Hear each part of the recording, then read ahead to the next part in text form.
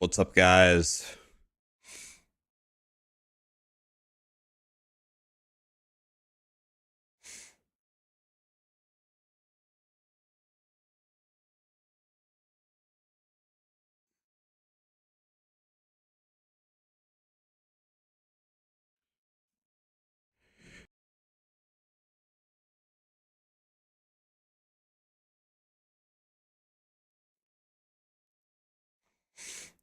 What's this stream about? We need to start theory crafting, guys. We need to figure out everything.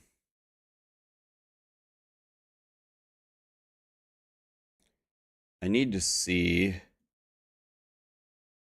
I need to see if they fixed the planners, by the way.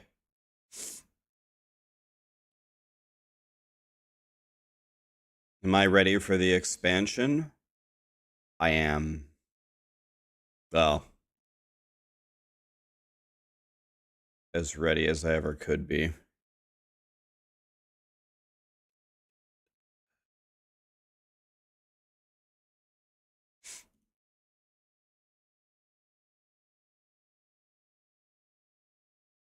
Okay, they did update the planners. Okay, so now I gotta update my planners.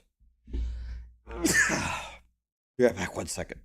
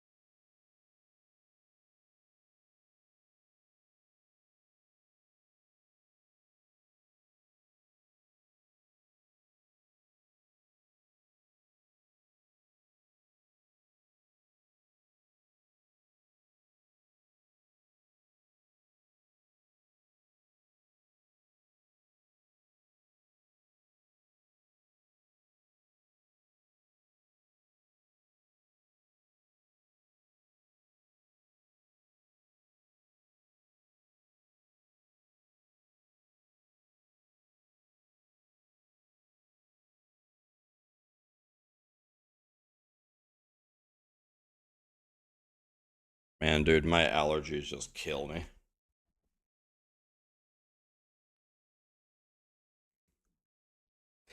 All right.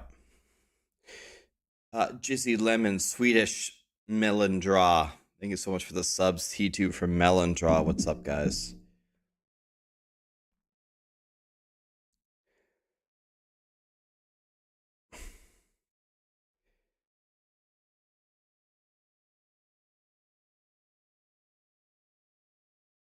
What happens when the timer in the Undercity gets kicked out?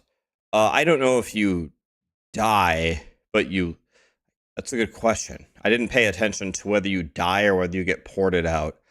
The timer only applies to the run part. It does not apply to the boss. What's up, Ruben? How am I feeling about the expansion? I feel good, man. I'm feeling good. Tell you what I'm not feeling good about, though, is I need to update these planners.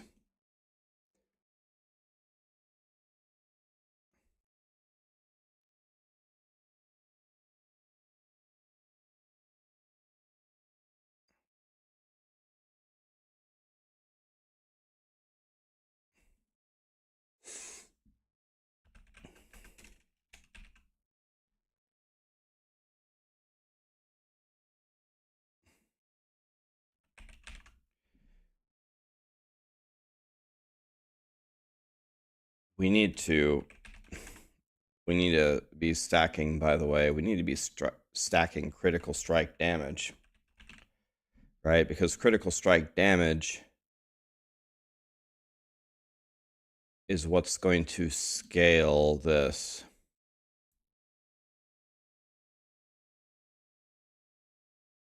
Crit, crit, crit, crit.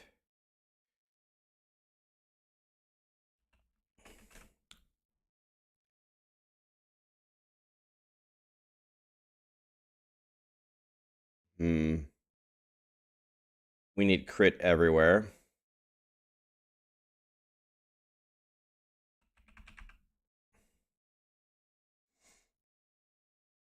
Probably should have mentioned that. Oh well, I'll just update the planner here. Probably should have called that out a little bit more explicitly in my video. Oh well.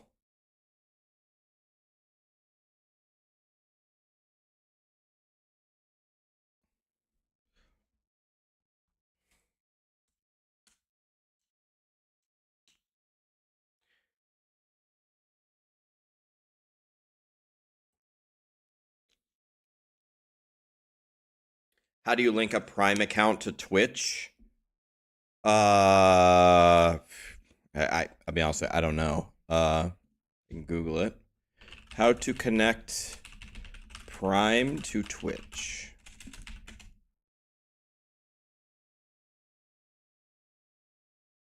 Linking your Amazon and your Twitch accounts.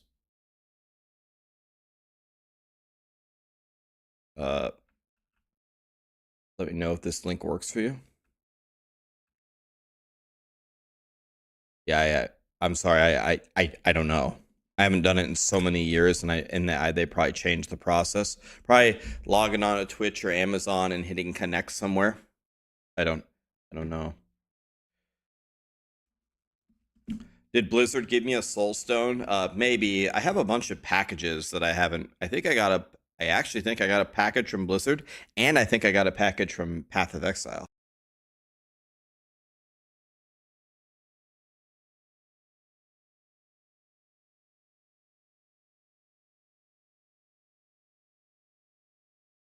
And I don't know what either of them are.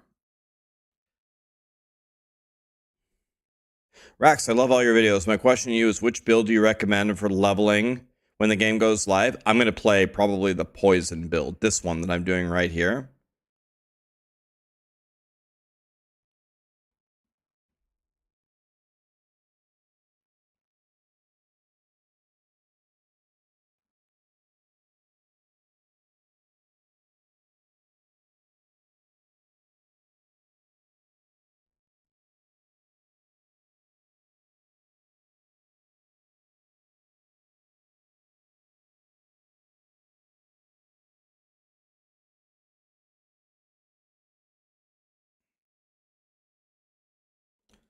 I think we need this one.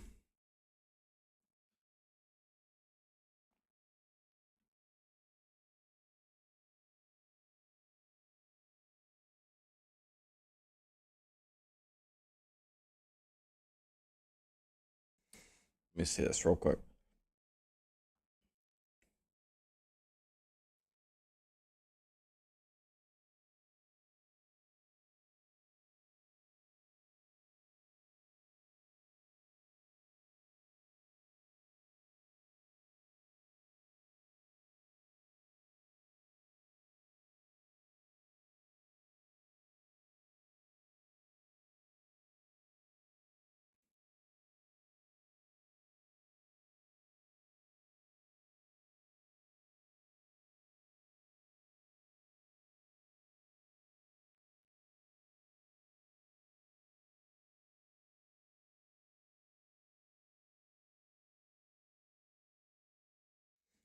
I don't think we have a good source of vulnerable here, so I think we need to switch this.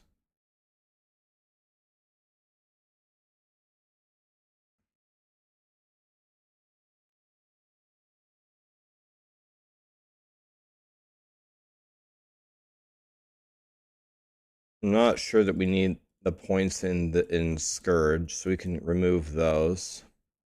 And then what I want here is I want this.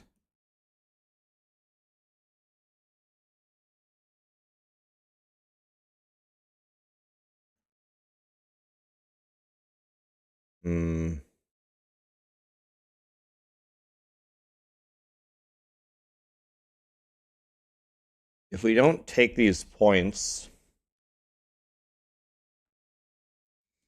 then we're going to miss out on this multiplicative damage, which makes me big sad.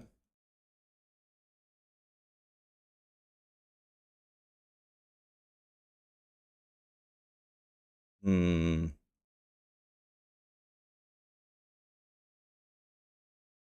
Hmm.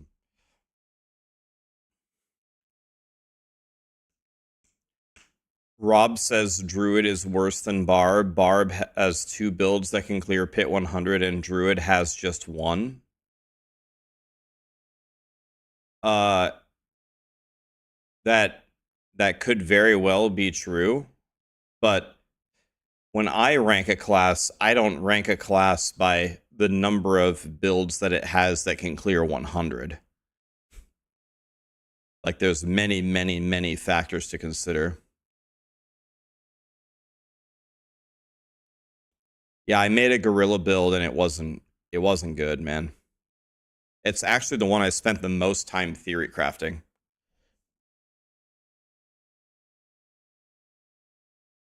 And it ended up being pretty much the worst. I think I could take these 2 out. So now the question is can I pick up this?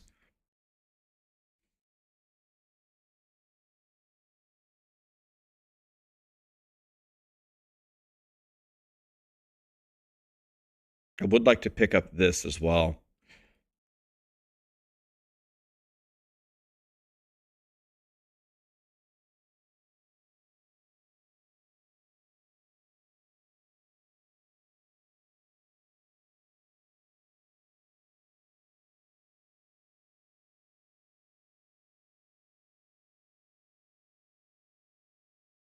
Hmm.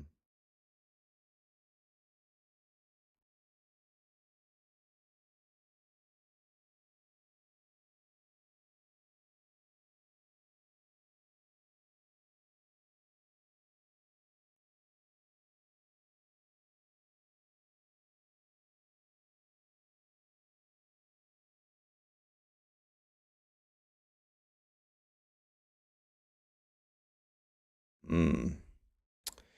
Well,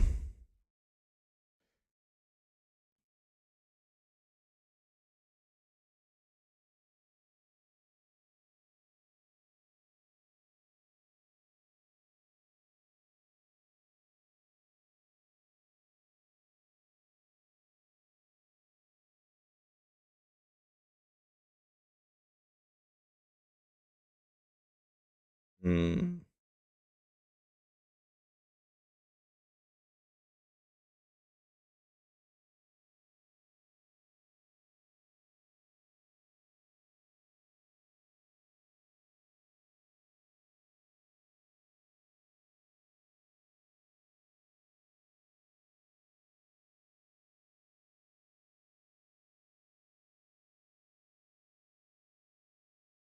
I don't know.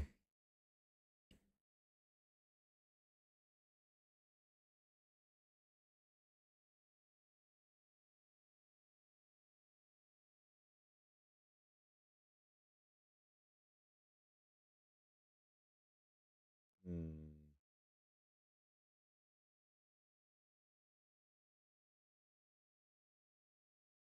I don't know. I think the rest of it is good. I need to find a spot for this last point.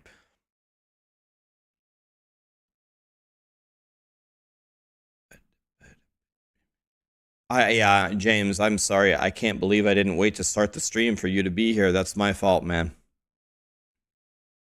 Tell us why Blizzard is not adding a loot filter. I'm not really sure. I think they believe that they can design itemization to the point where you don't need a loot filter.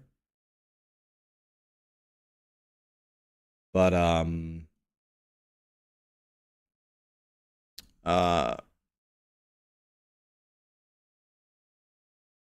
I'm not sure that I agree with that logic, but when's the podcast? Yeah, I believe it's in 50 minutes.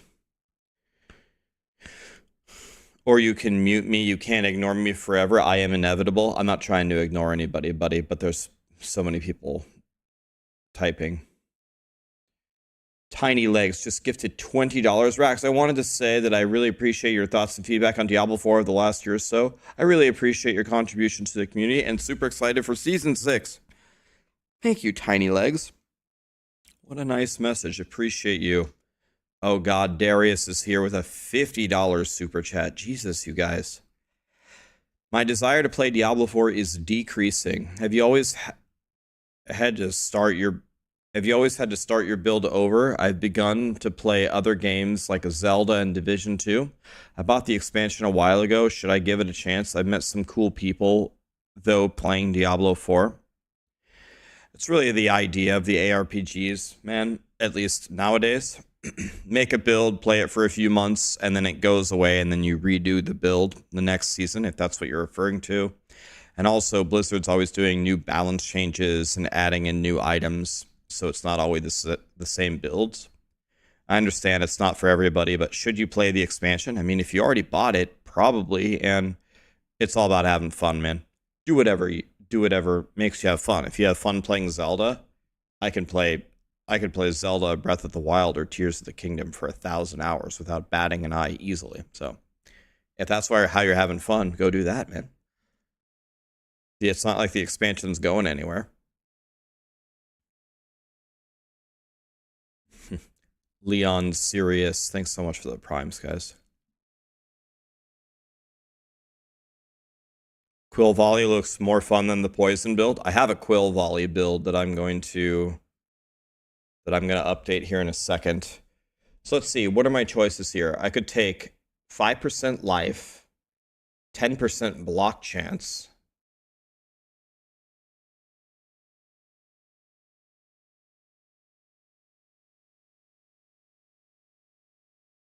The life scales my healing.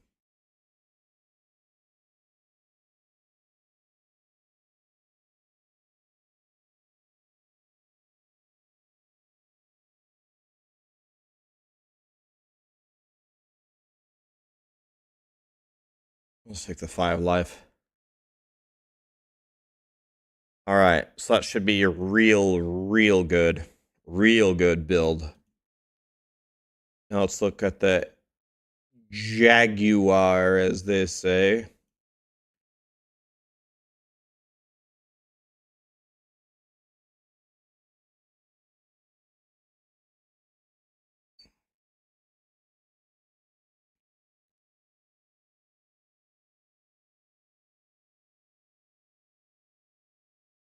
Definitely don't need these points at all. Definitely don't need these points.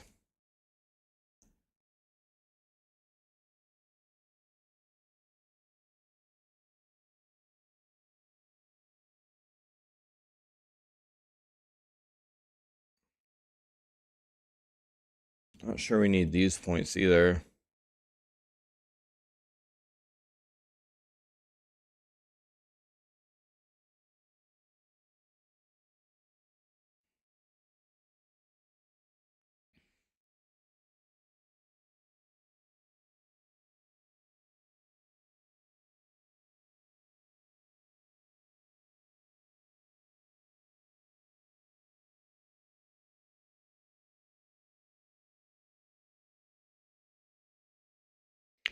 Probably we go polearm here if we could.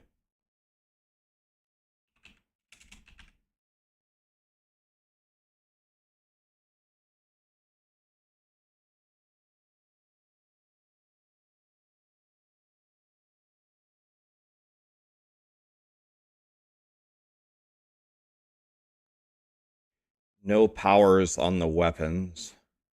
And then rake.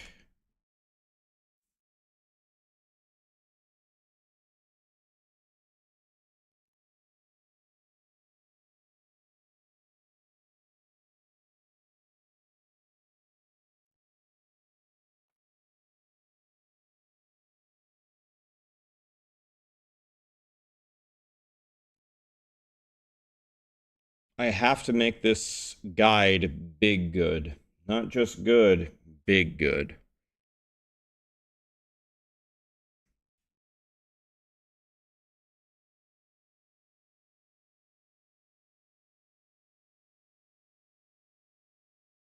So now I have my vulnerable.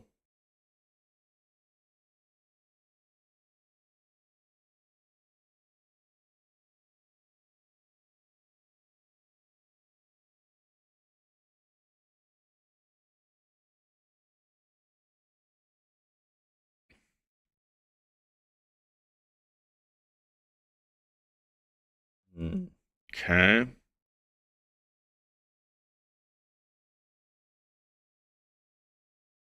Not sure that we need that on this build.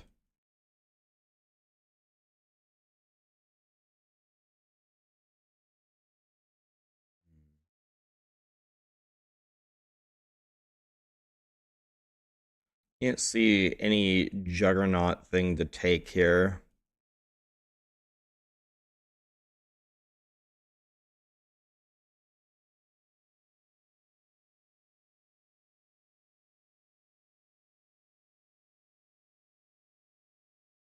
I'm gonna take this maybe.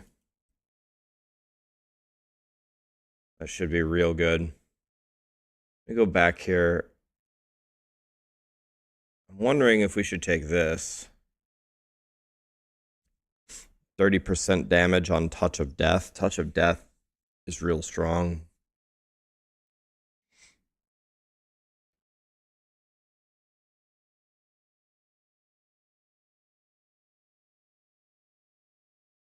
But where would I get 2 points from? I have no idea.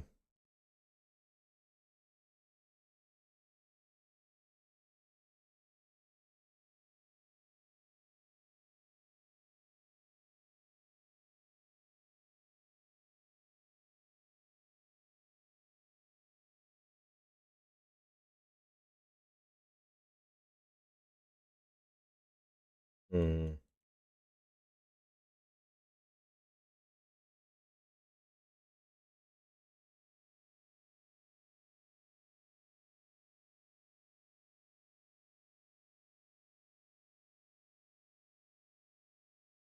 When is the podcast? 43 minutes. The guide has to be mucho el goodo. This guy gets it. Okay, let's go to Quill Volley.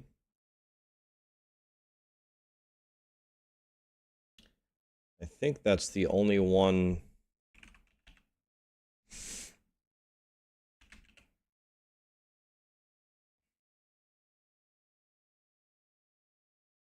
Enemies you poison, then you get 30% crit chance against them.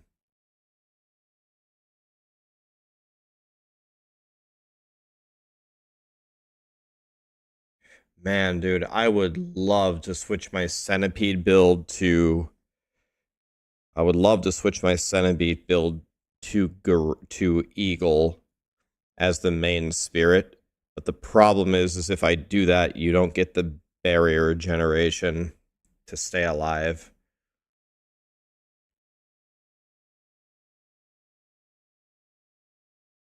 But we will be poisoning from this. So that should be big good.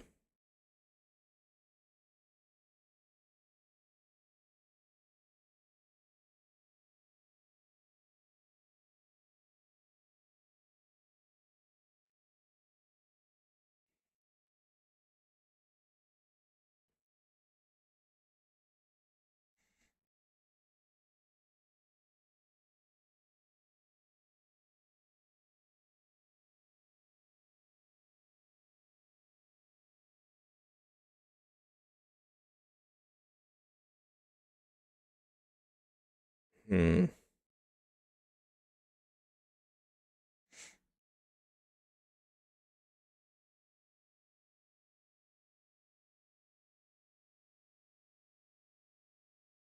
Trying to think which one would be better for bossing. As it spirals outward, are all of them going to hit the boss?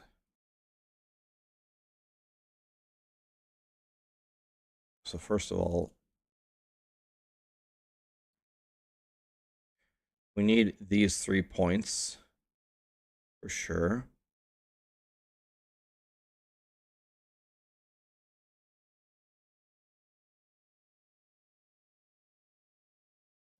Pretty much all of my passive trees look the same.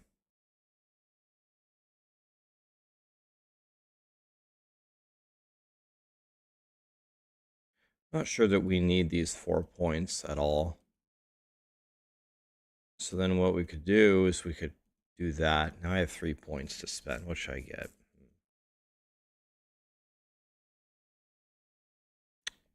What should I get?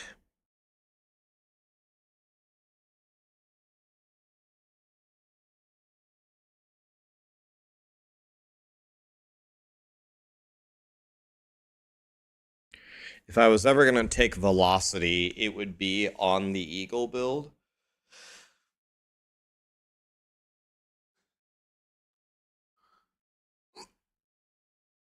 If I was ever going to take velocity, it would be on this build.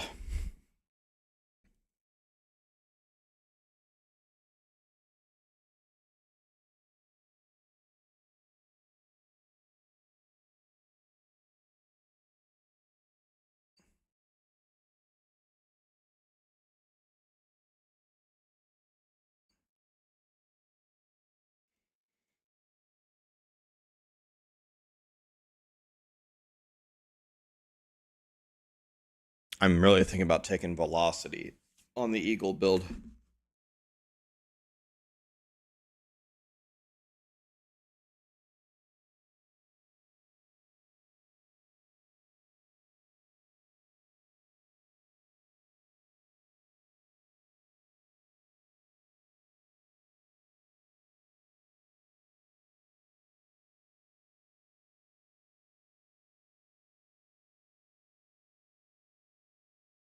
What's up, Irresponsible? You sent me that email this morning. Thank you, man. I read through that. Appreciate you.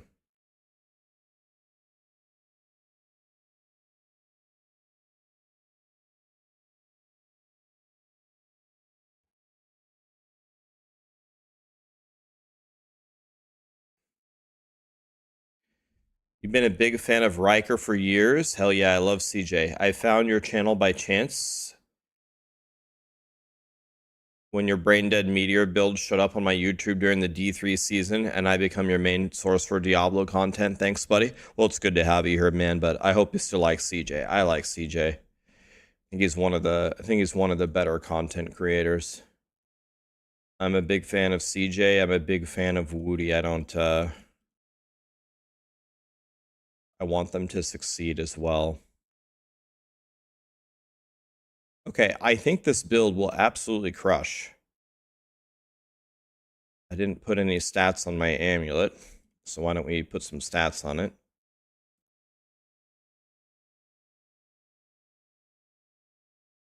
Let me see something. Where am I getting my vulnerable from?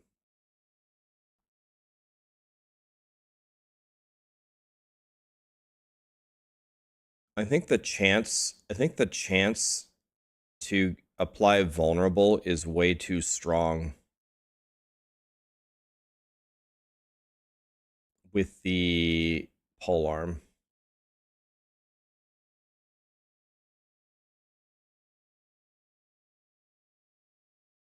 While you're leveling.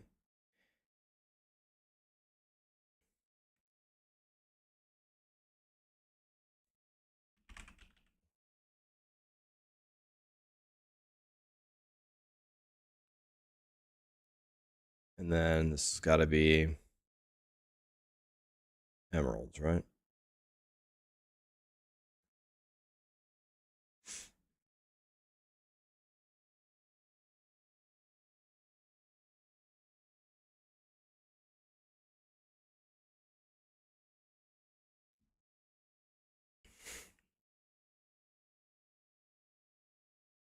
You got the golden cooldown reduction. Hell yeah. Is it true that you can combine the spirits? Oh yeah, Teddy. Oh yeah, there's tons of theory crafting possibilities.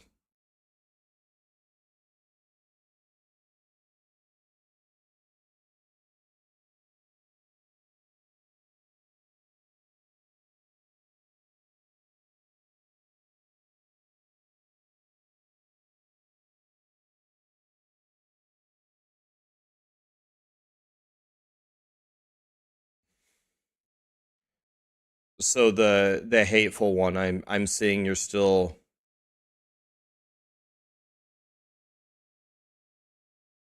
okay. You said you disabled the 2-step and it worked, so you did figure it out.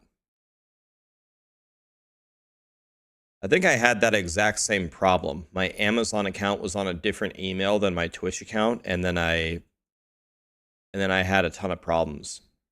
I think I actually had that exact same problem.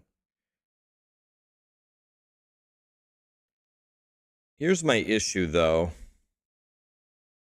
Do we really have enough vulnerable?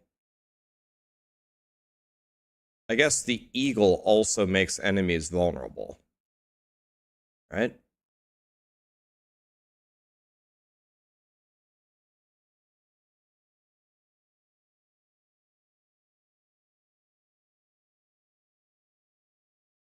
So I would like this. The 30% chance to make enemies vulnerable. And then I'm probably going to take off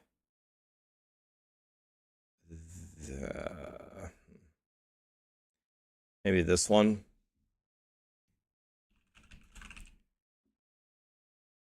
So this applies vulnerable. This applies vulnerable. This applies vulnerable. This applies vulnerable.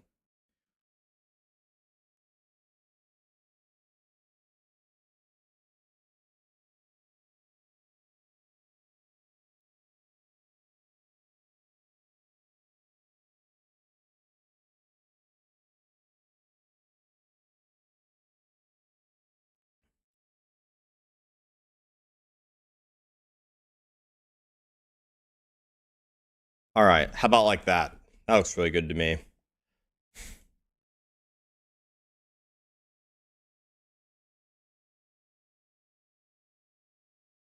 You want to know a pro's opinion? It'll change your mind.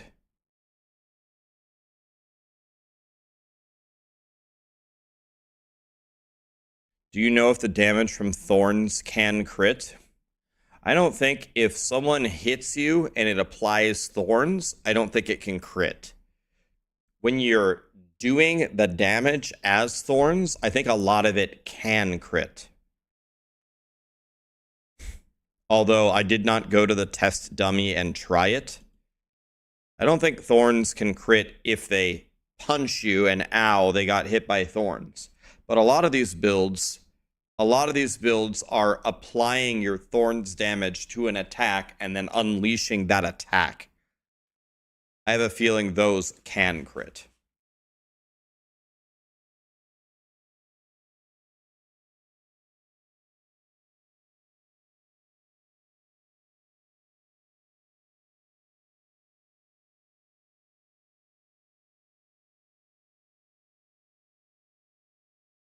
Diffusion, I didn't because I didn't make a sorcerer in the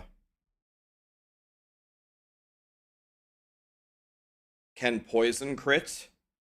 The damages over time, poisoning can't crit. But this noxious thing says whenever you crit with a skill, it takes 100% of the poisoning applied to them, and then it detonates it. And then that damage goes up for your critical strike damage bonus. So it's going to be the only time we ever stack crit on a build that applies damages over time.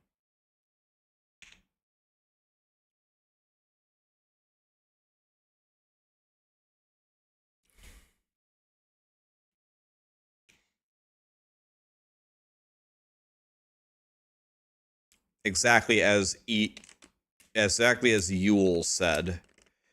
That's how I understand it, how Yule defined it on YouTube.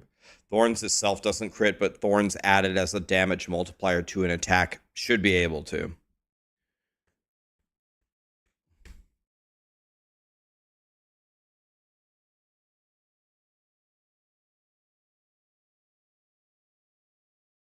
Hey, Gabby.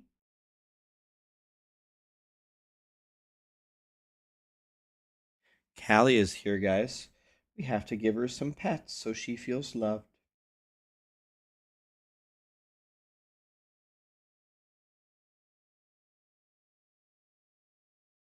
Callie, does that make you feel good? Does that make you feel good?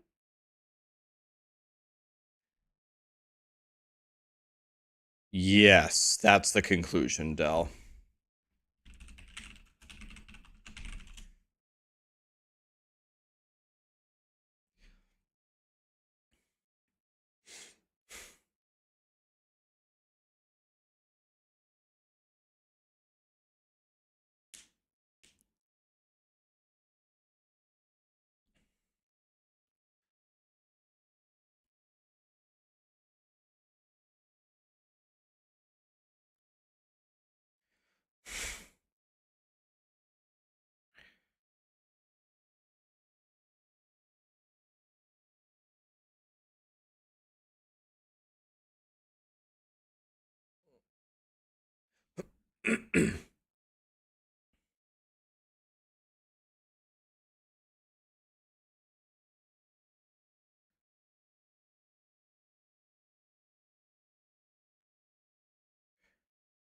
You had a shitty day, Cajun? What happened, man? Oh my god. Cajun gifted 5 subs. Flow Dragon. Keithstone. Marcy gifted 3. Thank you, Marcy. Jangles. Alt F4. Ghost Runner. Thank you for the 3 gifted subs, man. Dom, the hateful one. Thanks for the prime, man. You did figure it out.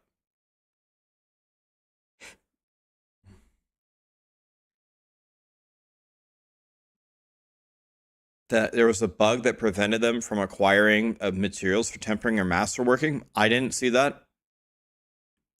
I hope it gets better, Cajun. I didn't see that, Salzarion, but if there's a bug like that where you can't get materials, Blizzard will never let that continue. They will fix it. MLC Limpocyst, did I say right? Joker. Thank you so much for the subs, guys.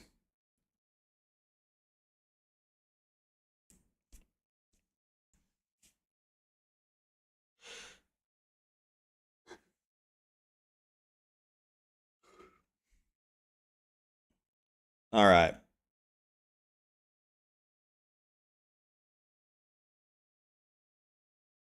Okay, this is looking pretty good.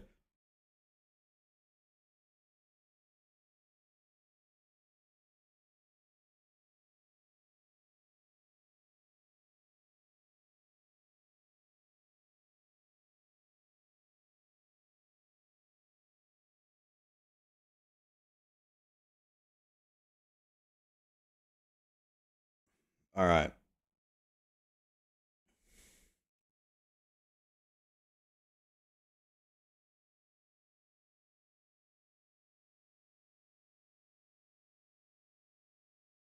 Okay, I think those are good for now. So now there is something that we need to absolutely iron out and make sure that we have everything.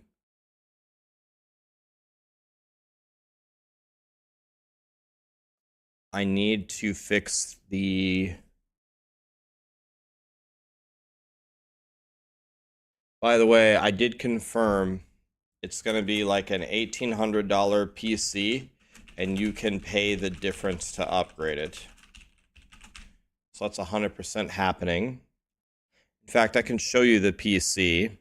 We are going to give away a Starforged PC here in the subathon. This is the PC that you will win by default. Where are the specs? Here. these are the specs of the PC that you will win.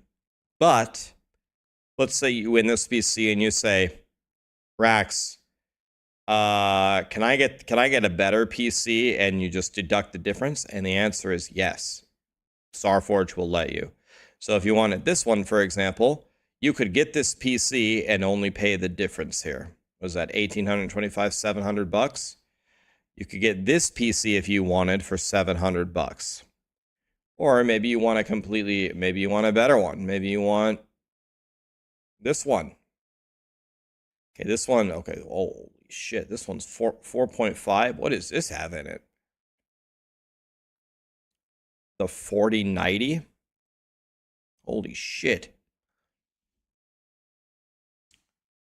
The podcast, I thought it wasn't for 25 minutes. What is required to get the entry, and can you get more than one entry? Well, I'm open to suggestions from you guys, but I was just gonna literally everybody who was in chat at the moment when you guys reach the Starforge PC giveaway, I just let anybody potentially win. Just everybody hit exclamation enter, and whoever wins wins, and that's it.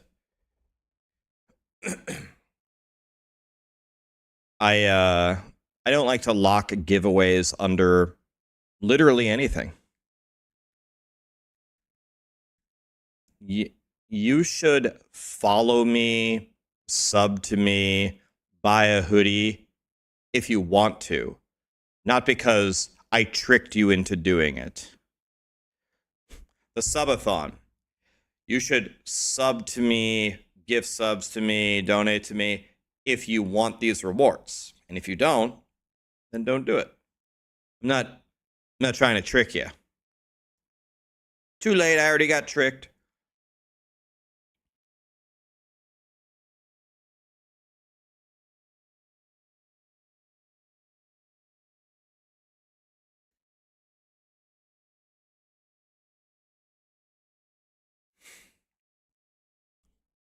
Instructions unclear. Gifting subs now. No, don't give subs now.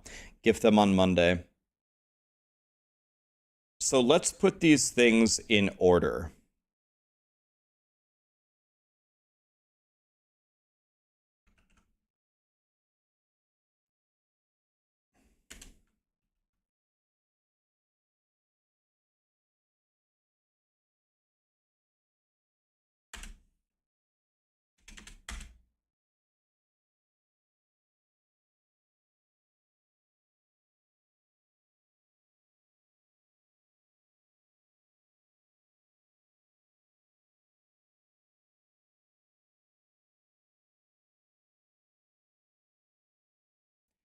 I'm kind of worried about doing this one. I'm going to color this one a different color. The reason why is, I mean, I could just be smart about it and not try to lift super heavy, but I'm having flashbacks to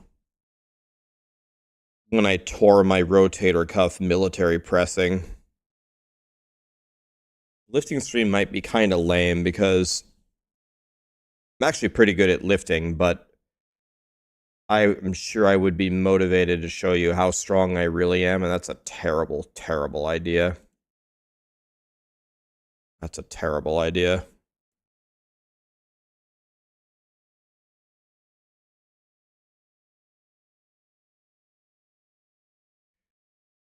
I'm going to do this, I think, no matter what. I don't want to make this a part of the subathon, so I'm just going to do this naturally. I already gave away about 60 to 70% of all of my clothes. I already gave them to a shelter. I think I'm going to do this anyway, so I don't want to put it as part of the subathon because then it seems disingenuous.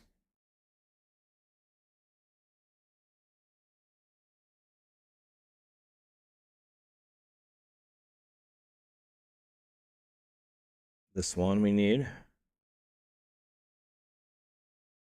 All right, let's copy this and go down here. Okay. Any other ideas?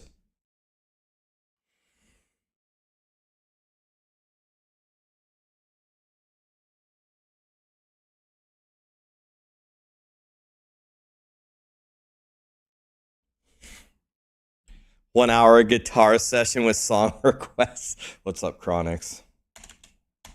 All right, let's see here. So let me take a temperature here. Let's see.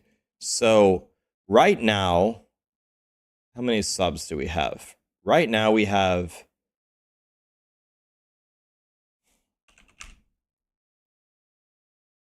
so on Twitch we have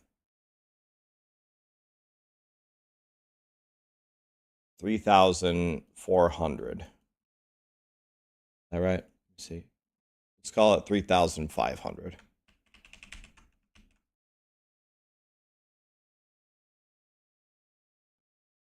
On YouTube, how many memberships do we have? I have absolutely no idea. I also don't know how to look it up.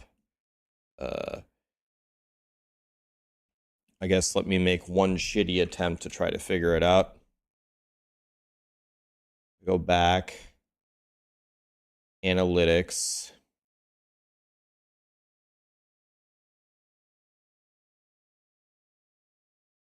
Oh, I figured it out. God, I'm smart. 855.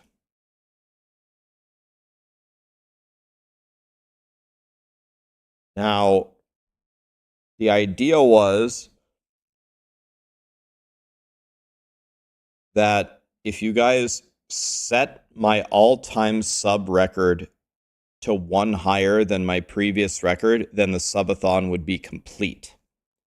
And I think the all-time record is about, let's just make the math easy. Let's call this 4.4. It's 16 point something. So let's make it 16.4. Which would mean if we get 12,000, we would be done with the subathon. And I think there is a possibility that this will be done in the very first day. And the reason why is because YouTube counts this time, and the subs you already have in the thing count, and donations count. And I want to see if also somehow merch purchases count. And there is the support a streamer from Blizzard, which will probably incentivize people to gift these subs. So if we set it at 12K, I think if it goes anything like the launch of D4, I think you guys will finish it in maybe in one day, possibly.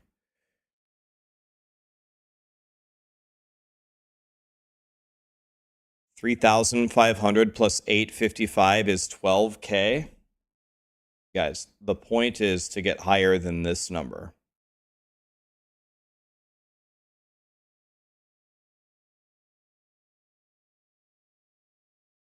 These two added together is about 4.4. We want to get to this number.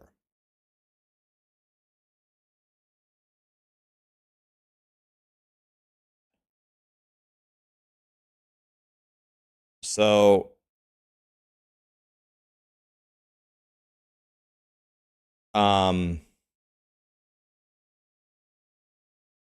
so many things are there. 1, 2, 3, 4, 5, 6, 7, 8, 9, 10.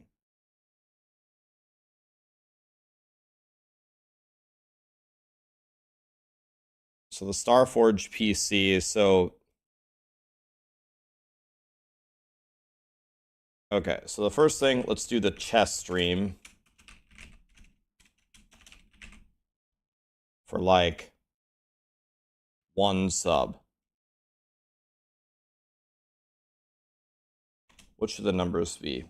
1, 100, 500, 1,000, 2,000.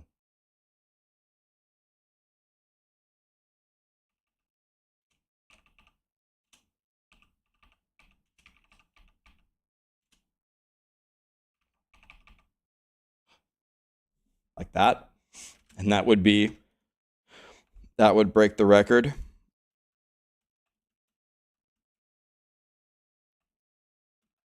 So this one's going to be, final thing would be the So this is going to be take off the hoodie for 24 hours. This one's going to be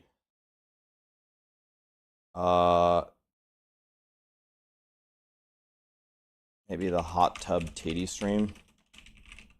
And this will be the Starforge PC.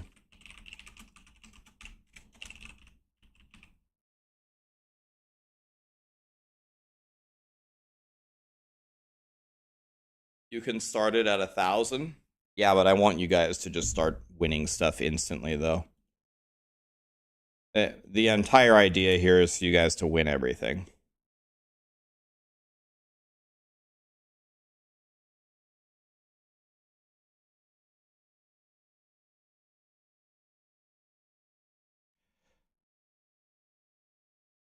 Let me change this. Let's say the paint upgrade, let's call it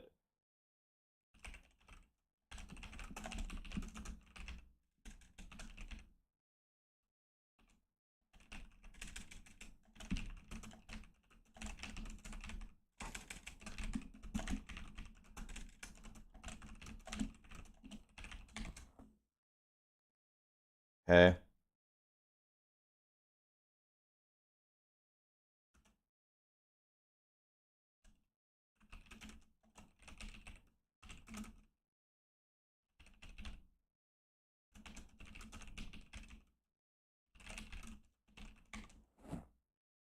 Okay.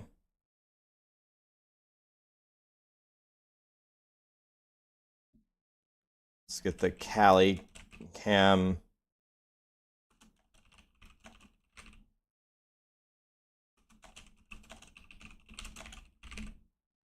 What's that?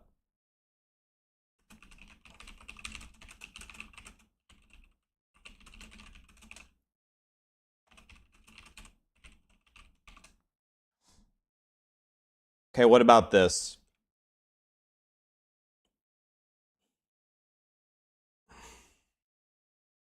What about this?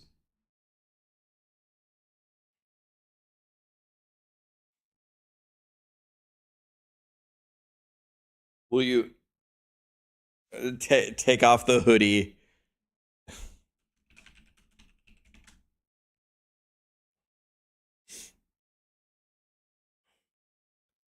Is this going to be a 24-hour stream?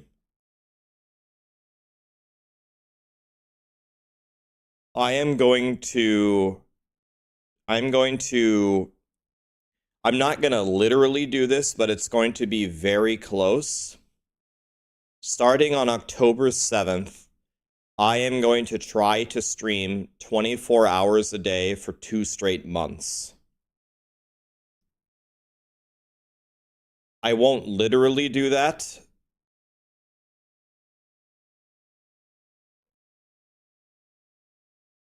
I won't bits, everything counts. Bits, subs, Twitch, YouTube. I'm going to try to figure out if merch stuff works. Guys, let me be completely honest with you. I might not be very good. I'm going to try to figure out how to track all of this very properly. But if I can't track it properly, I can write down the number of memberships, subs, the donations, and the merch is easy to track. And then I can just add it up.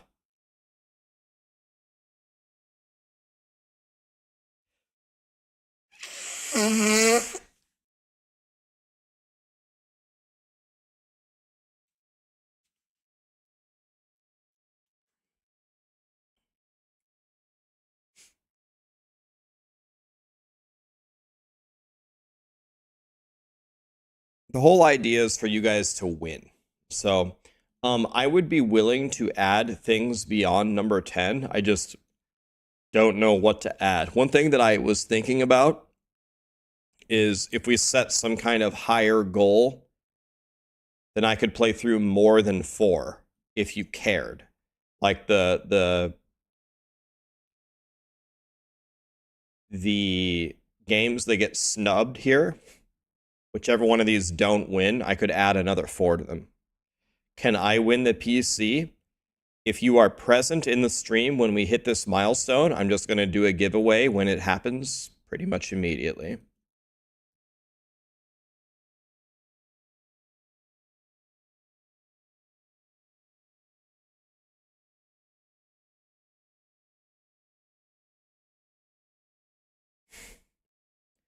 But can I win it now?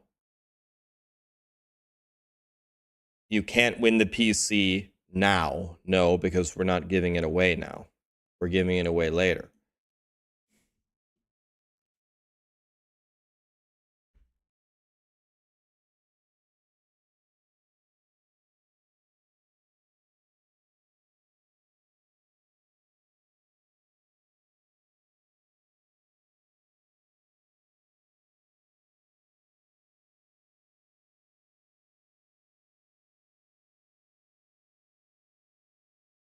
Is that me in the top right? That is me.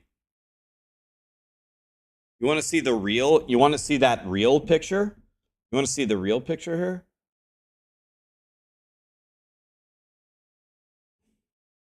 What is the paint upgrade? I'm gonna buy an expensive tablet with a fancy pen, like an whatever the hell it's called, a drawing pen, and then I actually have. This might surprise you. I actually have pretty good handwriting. It doesn't look like it from me drawing on a mouse and paint.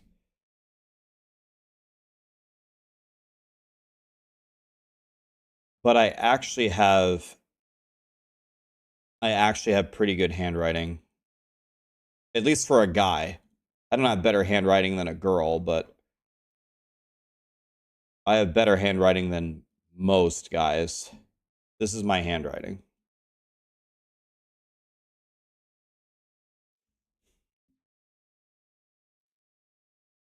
So if I had a pen and a pad, I could actually make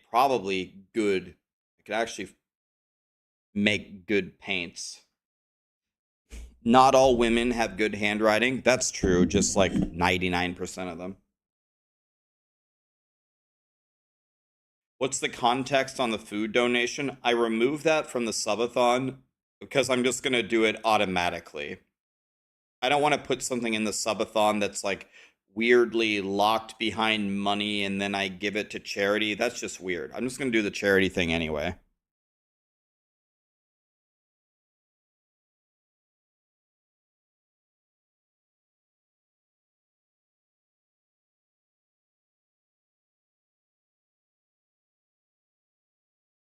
You'll match me to 1,000 for the.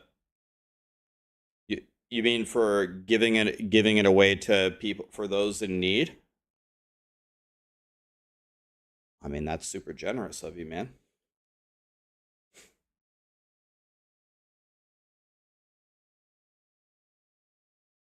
Let's handle it separately. I'll do a separate stream where we just raise money for and yeah, if you have a particular thing in mind, I haven't researched it. World Central Kitchen, is that? Never heard of them. Are they? I didn't have any company in mind.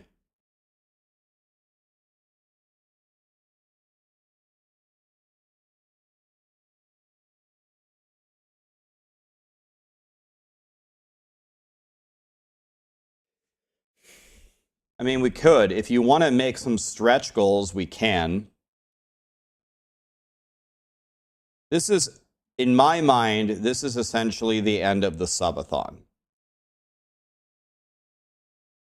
But we could.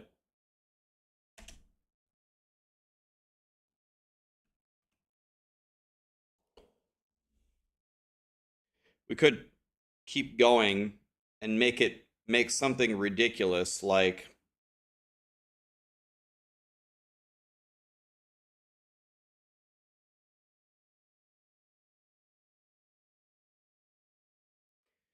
We could change the hoodie color for.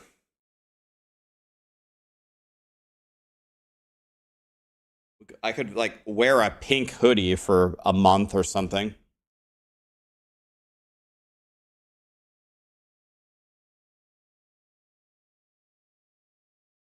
Could do I'm moving, so I will have a house. I could add a house tour if you guys want. What do you guys want? A house tour?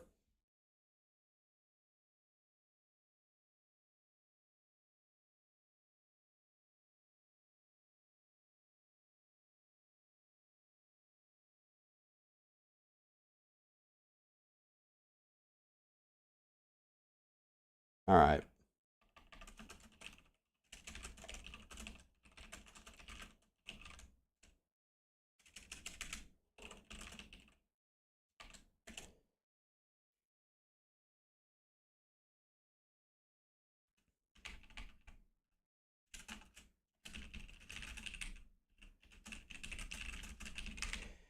These are just ridiculous things that we're putting afterward for fun. I don't really expect to hit them or whatever. Can you guys think of anything else?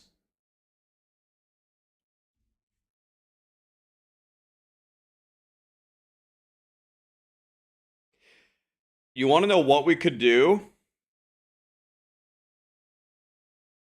I would have to get Sarah's approval on this. I'm not sure that she would even approve.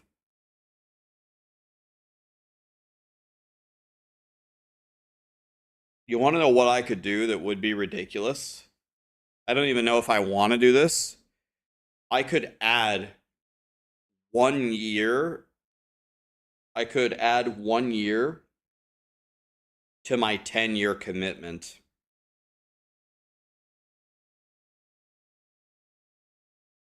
And guarantee that I will stream.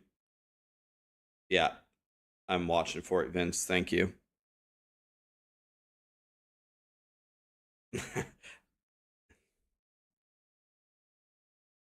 What commitment? So some people don't know. The very first day that I started streaming was March 13th, 2019. And on the very first day when I had no viewers, I said I was going to stream every single day, no matter what, for 10 straight years.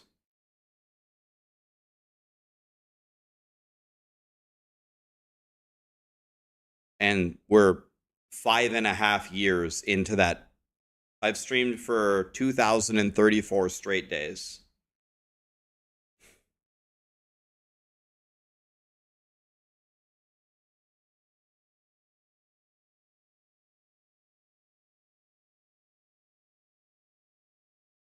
No takeout for a month. I mean, that would be very easy. You guys don't have to pay me to do that. I honestly already kind of do that because we've been cooking a lot more lately. And when I go out to eat, if I go to a burger place, I don't get what I would normally get. I don't get the triple cheeseburger and the large fry and the large drink. I get like the chicken salad with no drink. So it's not even like going out anyway.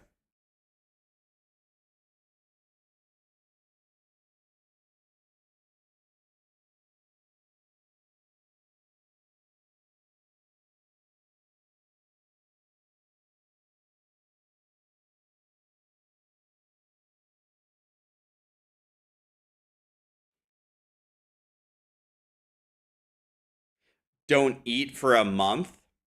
That's interesting. Liquid diet.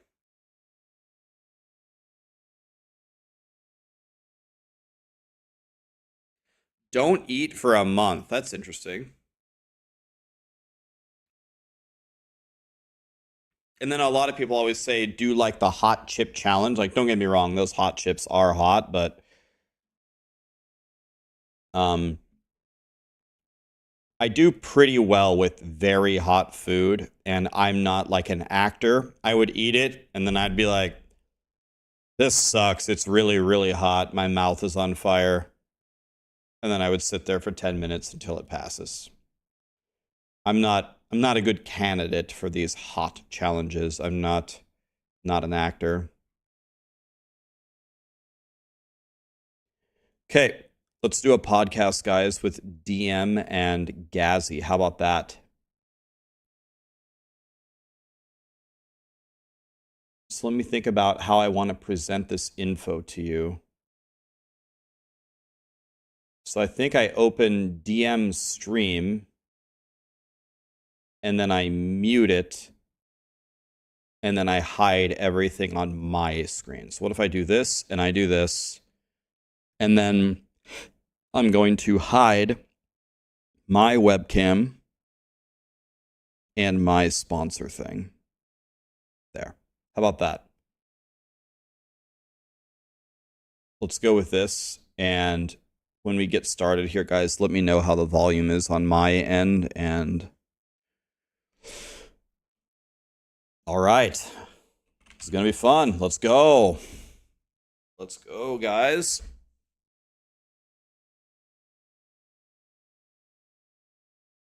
So when they call me, you should be able to hear everything. Let me know, guys, on my end if everything is good or if I need to change the volumes.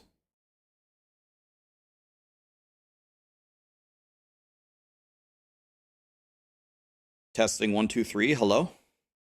Coming in loud and clear, brother. Yo, Rex. What's up? I need to turn on my virtual camera, right? Yes, sir. Yes, sir. Virtual camera on, and then I turn on the camera like this. Did that do a thing? It did a lot of things. I'm working on it.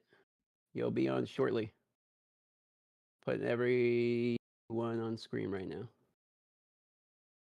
Okay, I'm louder than them. I turn them up to max. Gazzy or DM, can you guys say something? Mic test 1 2 1 2. Mic check 1 2 3 1 2 3. How's that, guys? Can you hear them?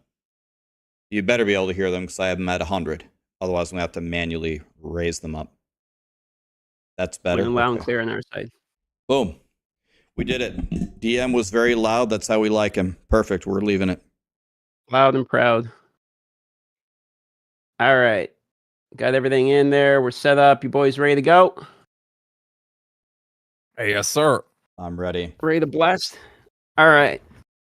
Here we go. Starting the recording. And 3, 2, ladies and gentlemen, welcome to the Tavern Talk podcast where the episode number is made up. And my co-host, Gazi, doesn't matter. How are you doing today? Special guest, Raxxanterax. Did I get it right this time? That, I don't know if I should answer that question. It's Raxxanterax. It's two things. Okay, I'm gonna try it with a different phrasing literally every time I say the name. Yeah, I would have failed that as well. Gazzy does matter. I'm doing great, man. How are you guys doing? Fantastic. Tired, as expected from the work we've been doing upstream, but I'm doing good. DM? Doing good, man. I mean, we're obviously all looking forward to the D4X pack, which is happening here in 2 days, and all three of us got a chance to play it. So that's pretty much what the podcast is here today. Just a brief. We're going to do about 1 hour chat talking about the D4 expansion and how we're feeling. So I figure the first thing we probably want to talk about, right, is the first thing in the game. Now, we can't do spoilers, so this will be spoiler-free for the people listening, so we're not going to spoil any storylines or major plot points, anything like that. And we won't show any footage in this either, but we will talk about at least our generic feelings about the campaign. So let's start with the man in blue himself. How did you feel playing through the campaign? So when I went through it, I'm probably not going to have the greatest insight here. I purposely had Netflix on my other monitor because I was skipping the dialogue, I was skipping the cutscenes, I was purposely not paying attention, just hitting the buttons because I wanted to try to have kind of like an authentic experience when it actually launches and try to have some fun there.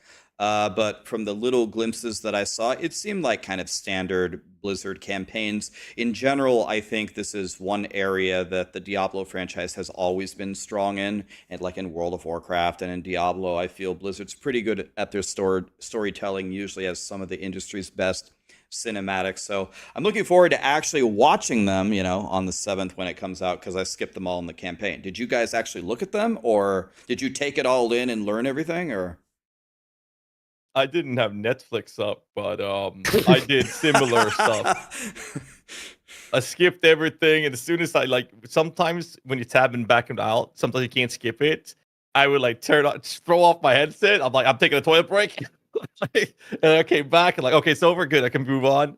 Like, obviously, we do get slightly spoiled for some of the stuff. Like, some of the fights were fantastic. I think that was really nice. I think that this campaign is significantly better than the previous one, and that's without experience in the campaign. Like, just doing the actual gameplay felt better, from my point of view, at least.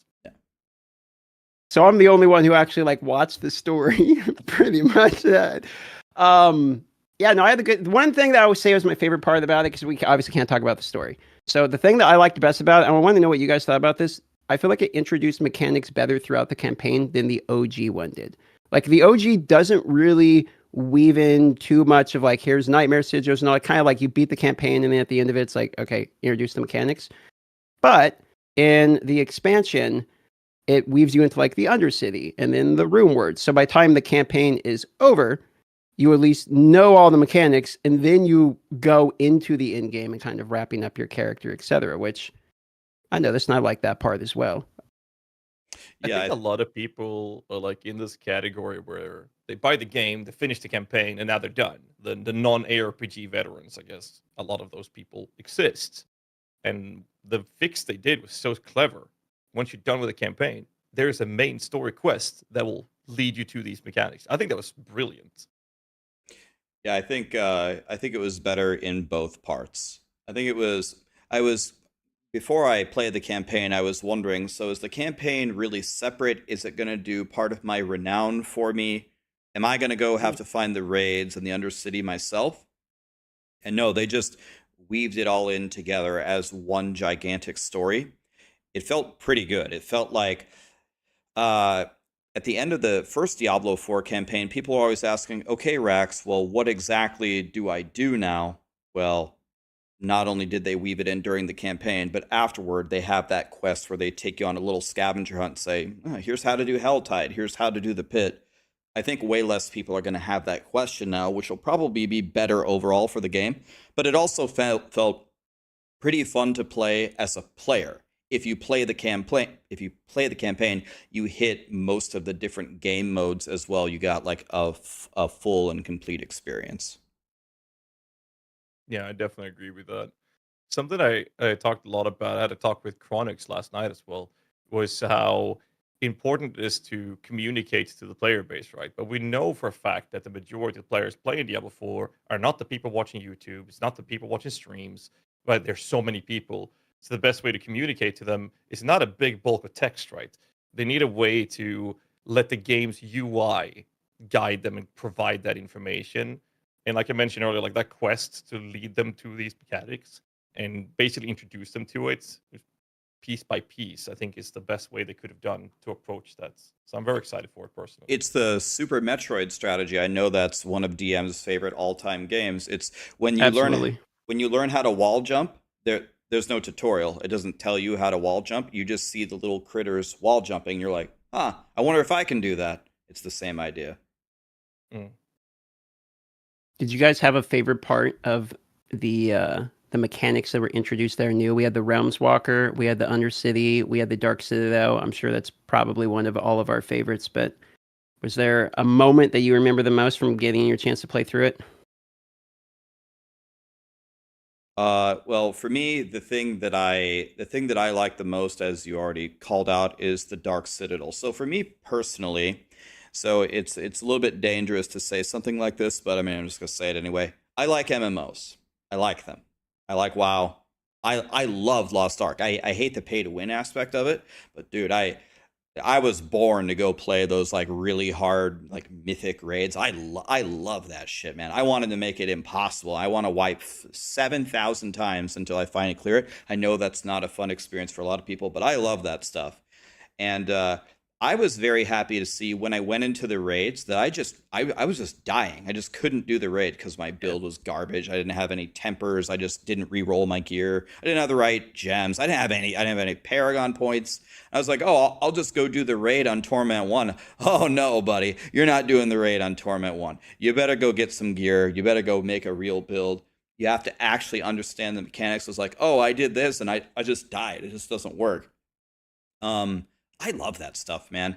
Here's what I'm sick of. Like, let's look at it the other way. I'm sick of just running around and mowing down thousands of enemies with like one button. Like, it's fun. Agreed. Like, it's fun to do that for like 80-90% of the time when you're playing ARPGs, that's like what you do. But I need something where I take these really powerful builds that I made to go achieve something. So for me, that was really the standout thing of it actually stopped me in my tracks, and I see big potential for what they could build in the future for some super hard content. I think you put it excellently. I'm totally with you on it as well. I also like how the game is like naturally guiding you to this, and it's like showing you a brick wall. This is what you need to overcome, and the game's already introduced you to these other mechanics that you need to engage with to be able to break that wall down. And I think that's really cool as well. But definitely the raid seems fantastic. It's gonna be fun to see like the Dark Citadel in hardcore. We talked about that earlier, me and DM, like with the whole one-shot mechanics if someone dies or DCs, stuff like that. It's gonna be very cool to see in hardcore. Yeah. But I think that for the the majority of the player base being in softcore, I think that's gonna be a very enjoyable experience for them to go through. And just in general, it just feels like the game went from D4 bad, and it took them a year of progressing their development to becoming much better, and then they made it even better. And now with this expansion, I feel like they've really hit the spot with a good game, and I'm very excited for it. One thing I liked about the expansion was they teach you the mechanics and then layer them on each other. So like in the first wing, they teach you a mechanic, and then later on that same wing, you learn that mechanic, which you have to do first to lead into another mechanic. And then those two mechanics go into the next wing. And then in that wing, you have to use those to do the next mechanic. And then by the time you go to the final one, you need to know everything that you learned from each of the wings in order to defeat the final challenge. And like kind of like you were saying with the Super Metroid analogy, that was probably my favorite part about it, because I feel like you legitimately can go in blind. Like there's guides out there, we all got our own, but like you don't actually have to watch them. The game itself will teach you the step-by-step process. It'll be a little rough if you're going in blind on hardcore. Anyone that manages to do it first shot blind on hardcore, you have my respect. But if you go in and just play the game, you'll actually legitimately be able to learn it. So they did a pretty good job of kind of walking you through that as well.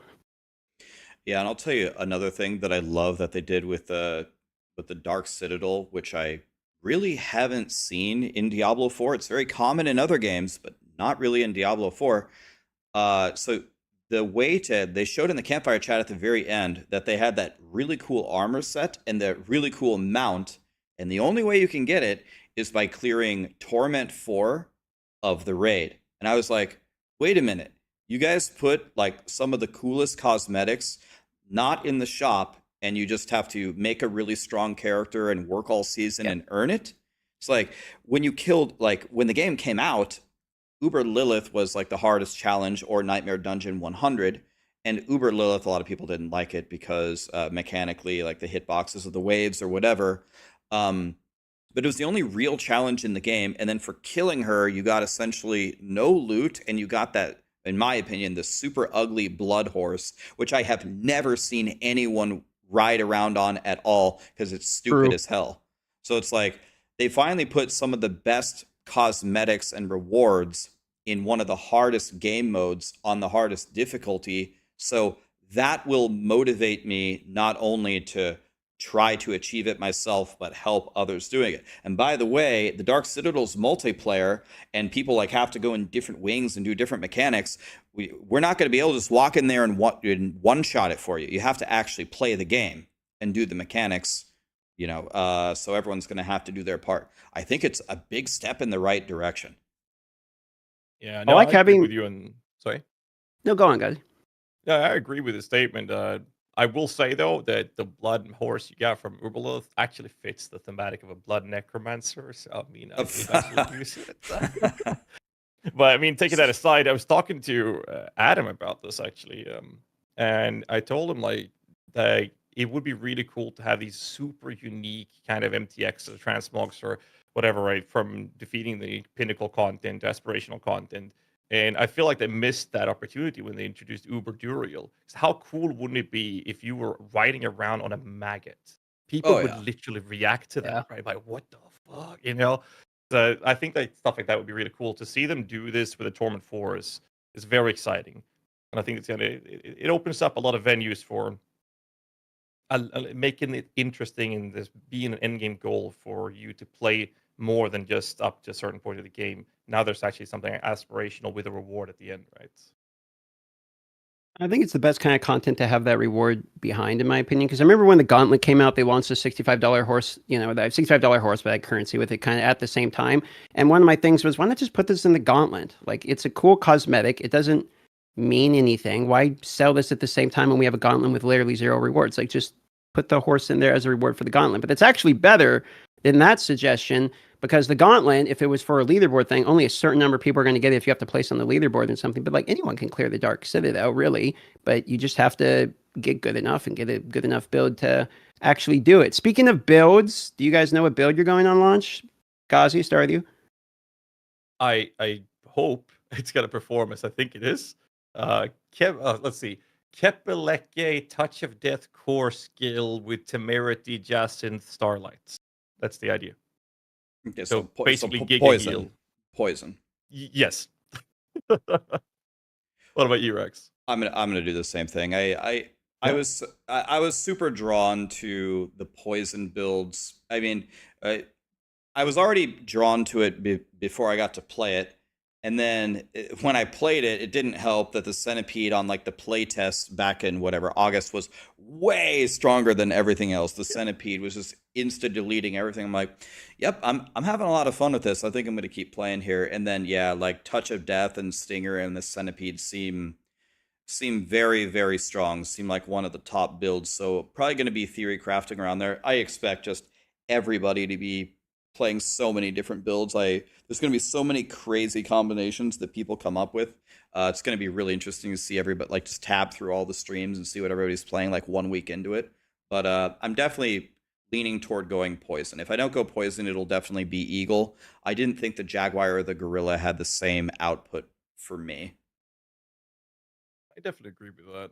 I feel like the class was like everyone said it was going to be Druid 2.0, but it looks like it. But it just to me it just plays like a better version of Rogue, and I never liked Rogue. That's kind of like where I'm at with it. But what about you, DM? What are you starting? Oh, well, I'll probably level with Centipede just because, I mean, I liked it in the 30 play test. I liked it in the early access. Like, everyone's probably going to play Centipede. But I was messing around with, and I didn't get any min-max build or anything. I was just throwing stuff on. And as you guys know, we barely had materials to actually, like, temper stuff and all that. But I was messing around with one build in the early access that was actually really, really fun, which is just spamming basic attacks. Like, you put all 4 basic attacks on. You get the basic attack ramping aspects. You get the Sepzuta or whatever the hell that quarterstaff is, that does the basic attack ramping where every third does the third and then repeats the third. And then you get like the gloves that like echo the mark and all that. So it's just a whole bunch of basically basic attack spam. And I don't know if it's going to be like super good because I was only playing Tournament 1, but it's really fun. I'll tell you that much. It's really fun. Then you warp all the time because of the dashes from the basic attack. And then you have this like giant AoE that's spamming from your Jaguar attack. So I'm probably going to try to make that work. Go a little bit further with it and see if I can make that actually go somewhere. I think it's going to be pretty good, actually. I think you could actually take that somewhere. So I'm very interested to see the results of that. Looks pretty good, actually. I think a lot of people will very much enjoy the basic attack simply because of the little small feature that lets you dash towards your targets with it. That alone just makes basic attacks just feels good that you're able to double down on the idea of it. And you also don't have this whole builder spender, what you kind of do with like a lot of those things either way. Like even Kepeleke has that, but it doesn't feel like it. And I think a lot of people will appreciate that. Yeah, I mean, think about like barbarian leveling has been in shambles. Like barbarians have been gods, but the leveling experience has been terrible. And people go crazy over just lunging strike. Lunging strike itself as a skill blows, but it just dashes to your target. And almost all of the spiritborn generators or skills in one way or another dash the target or have mobility for you. So everyone's gonna think it just feels amazing. I do have a question for both of you guys, actually.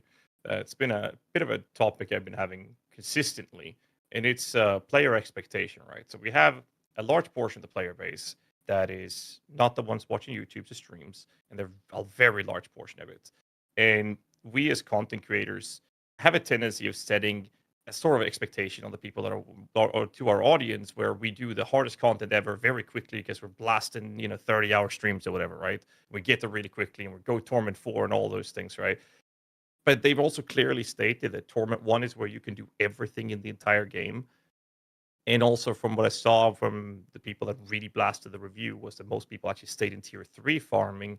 So I think the question that I'm trying to get to is, where would the bar be for what is determined to be a good build? Are we talking about a build that can clear tier 2, tier 3, or would we end up in this expectation zone where only builds that are considered good are the ones able to clear tier 4? Because I don't think all builds will be able to do that. I mean, that's a very awesome theoretical, philosophical question. I think no matter how we define it, people will have, essentially, as you kind of alluded to in your question, people have their own expectations of, if they put Torment 4 in the game, then I should be able to farm Torment 4. There are a lot of people that I hear that say, oh, you unlock Penitent at level 1? I'm playing Penitent at level 1. Good luck with that. Good luck playing Penitent at level 1 with nothing. Good luck. You're going to be going to the statue and lowering it pretty much immediately. So I would approach this question from, like, which would I prefer? And I think the Diablo 3 had the same structure, but a very different output. And I thought Diablo 3's structure was decent, but the output was terrible. So here's what happens in Diablo 3.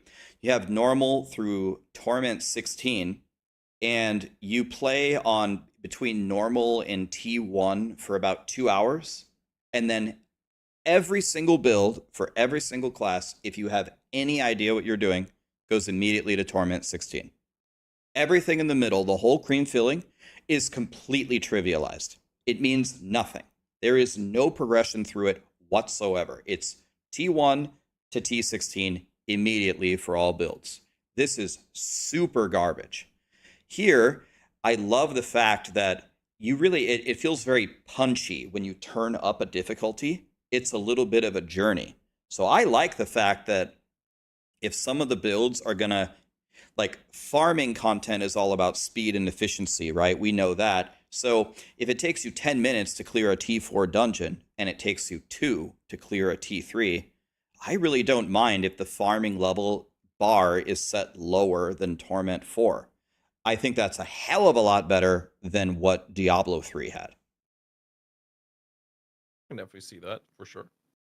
It will pretty not much approach it. Go on. Last comment I was just going to say, it's not going to hurt me emotionally or mentally or whatever if I can't speed farm Torment 4. I'm not going to cry about it. For me, I pretty much always approach, like, people ask this type of question all the time, like, what's a good build? I'm sure all of us get it in the chat. What's a good build for this character, whatever? And I always answer the same thing, which is the one that makes you have the most fun to play with the content you're trying to accomplish while you're playing the game. It's like when the game just launched, I'm saying they're trying to figure out, like, what's the best build? I got to make the best guide for the best thing, the blasting end of it. And, like, at a certain point, I just want to have fun. So it's like, I'm going to play the build, which is Companion Druid for me for, like, the whole time. And let me tell you, I've been suffering for a while until kind of lately, okay? It's like, this build might not be the best. This class might not have been the best. And the only thing that apparently ever makes it good is a bug for, like, every fucking build of all time.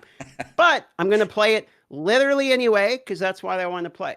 So it's play the fucking build that you want to play. Stop worrying about, is this build 5% better? If you can beat the content you want to beat, just do that. If you're a competitive person and you have to clear tier 4 because you want the cosmetics of it, just, probably play Spiritborn Centipede like everyone who's going to be fucking blasting all the way to tier 4. And what they're hitting billions of damage post stat squish is what I'm seeing from people that I saw Lucky's build. He was ridiculous. He was like one tapping stuff. So, shout out to the boys. I'm sure Centipede Spiritborn's gonna be pretty fun. But for me, I'm just gonna preach have fun.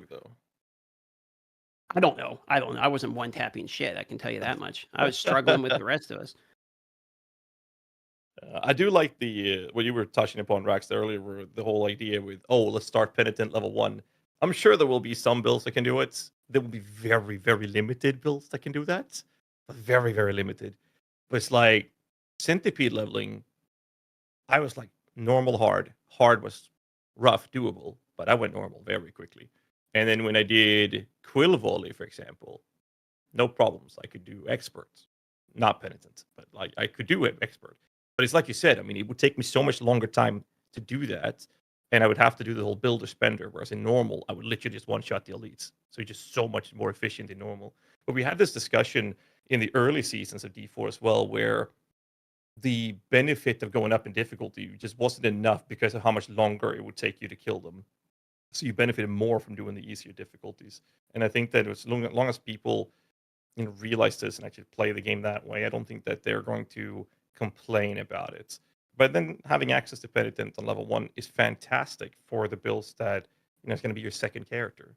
You throw on some leveling gear, your all full aspects when you log in, and I think that's going to be really cool to see as well. It allows people to have a more of a challenge experience when they're leveling up when you're second character. So it's not like, hey, I'm just going to sit there for a few hours and click a button and be immortal, because the challenge doesn't start till I'm level 60. So I think that's a good way as well. I'll tell you another huge bonus in reducing Penitent to level 1, besides giving people a challenge and letting people play their own way. Now, this is going to be a huge slice of copium here, but this is the opportunity for Blizzard to actually do some really fun community events. Like PoE, the Gauntlet. I'm not a good PoE player, and I died 2 times in the campaign in the Gauntlet that came out 1 week ago. But just making a really hardcore challenge. Everybody log in, try to do these certain achievements. We'll give you some cosmetics for it. Maybe there's some prizes. Bro, can we have like some actual fun events? Like, I get that they're trying, but some of the events that they had last year, like in December, like the holiday thing, you could beat it in like 15 minutes and the rewards are really dumb and you don't even do anything. It's just like another Helltide. There's no challenge to it at all. So like if they open up Penitent at level 1, let's have like everybody try, everybody has to start a companion druid and everyone has to see how far you can get in the campaign on Penitent. Most people won't be able to kill, like the first enemy is going to be impossible. And I don't know. It's just, I wish they would do more fun stuff like that. I hope that this is a gateway for those things to happen. That would be amazing, actually. I like the race that we did at the, well, not us, because we weren't allowed to, but the race that happened to like level 100 hardcore at the start of the game, and it went on the Lilith statue at Blizzard Campus. Yeah. I kind of hope that they do like at least a shout out for like the first people that cleared on hardcore in tier 4 or something. Remove all the people that early access out of the pool, just like they did for the launch of the game. And then all the players who are going into it day 1, it would be cool if they did like a shout out for the top 10 or the first team that clears it or something like that. Even a tweet, something easy. Yeah, I mean, I think that stuff matters, man. I think the community matters a lot. I think that Diablo specifically, from my experience, have been very good on taking care of the content creators. I think that they're very good on that end, like really. I'm sure you guys agree with that. But it's like you said as well, with agreeing with DM was saying, I think that they can extend that without that costing tons of money for them to do. Like you said, on an announcement in game, a tweet or something, it doesn't cost them much money to get that thing up and running, and it's just so small, but it does have such a big impact. It helps like weave the community in together, and doing events like you were talking about, Raxxanterax, would be fantastic, like mid-season event. That's exactly what I'm talking about. That is like at the core of what I'm thinking here. It's not that I need Blizzard to further take care of the content creators. I feel like Blizzard treats me well. I want them to extend it, as you said. I want to involve the community. I want to see tons of people logging in for this impossible challenge, and I want to see a ton of people dying in the first 5 to 10 minutes of the challenge, just getting their asses kicked. You got to make a new character and try again. You got to try a new strategy, and you get to this boss in the campaign, and they gave him the Uber Lilith waves. Oh, okay, good luck. Oh, you're dead. Okay, I'll go again. Like, I don't know, man. I love that stuff. I love the super over-the-top, ridiculous stuff. I want to involve everybody, and I just want to see everybody have a good time where no one actually expects to get through it, but magically somebody will. Yeah. Well, I guess Ben is going to come around and do it. Holy shit. But no, I definitely think that could be a cool way. I do feel like all of these games have stepped into being MMO ARPGs, right? Lost Ark kind of led that train. It was very sought after for many years, and then they'll start kind of fill that void that people were lacking. There was a couple of attempts from other game companies. I remember like Guardians of Ember or something tried as well, and like the MMO features just felt kind of lackluster in general because you have this box of the game where it's like everyone's supposed to be able to do everything themselves, and when you involve party play, people immediately go to the WoW mindset where it's like tank, healer, DPS. That doesn't exist in an ARPG in the same sense, right? And I think that the way they did with the Dark Citadel was actually a really good way to create this team play experience without I was requiring. surprised.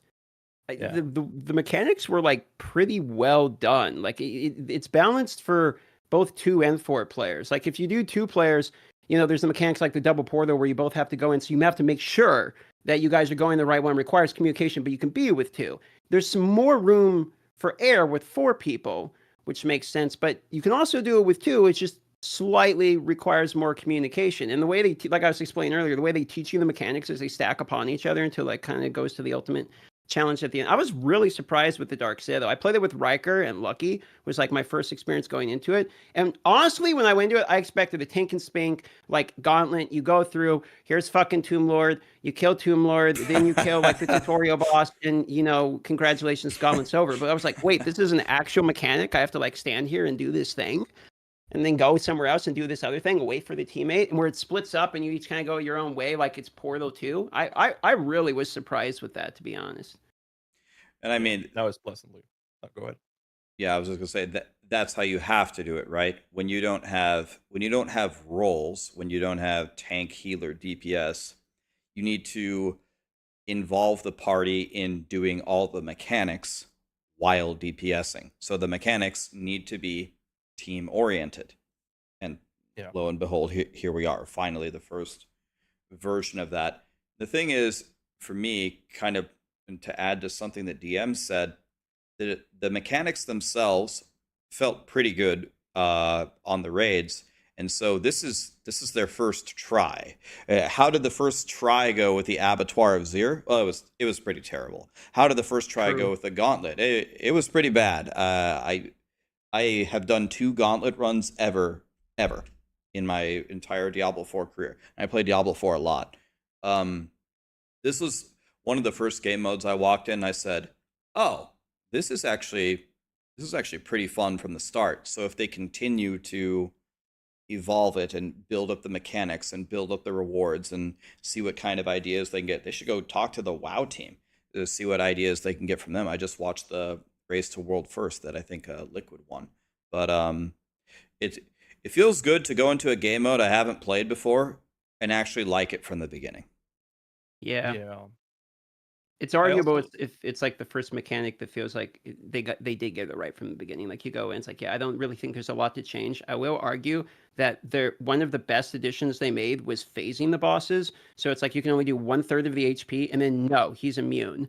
Because there is a boss in which it does not have that portion of it. And what happened was Lucky was way stronger than me and Riker. So we go in and he literally one-shots the boss, and we weren't even aware it had mechanics until me and Riker ran it back and did it as a duo. And I'm like, oh, there's like actually something you have to do here, because the maze one where you go through the maze with the barrier, Lucky literally one-shot the boss. So it was all the other ones, you can't do that. Like there's phases in which you are hard required to do the mechanics. And I was thinking about it later, and it's like, okay, in the game where you basically more or less can infinitely scale your damage to just shit on everything in the game, you have to hard lock it. You have to put phases in it, or else you literally can just phase skip everything like the Lilith fight. Yeah.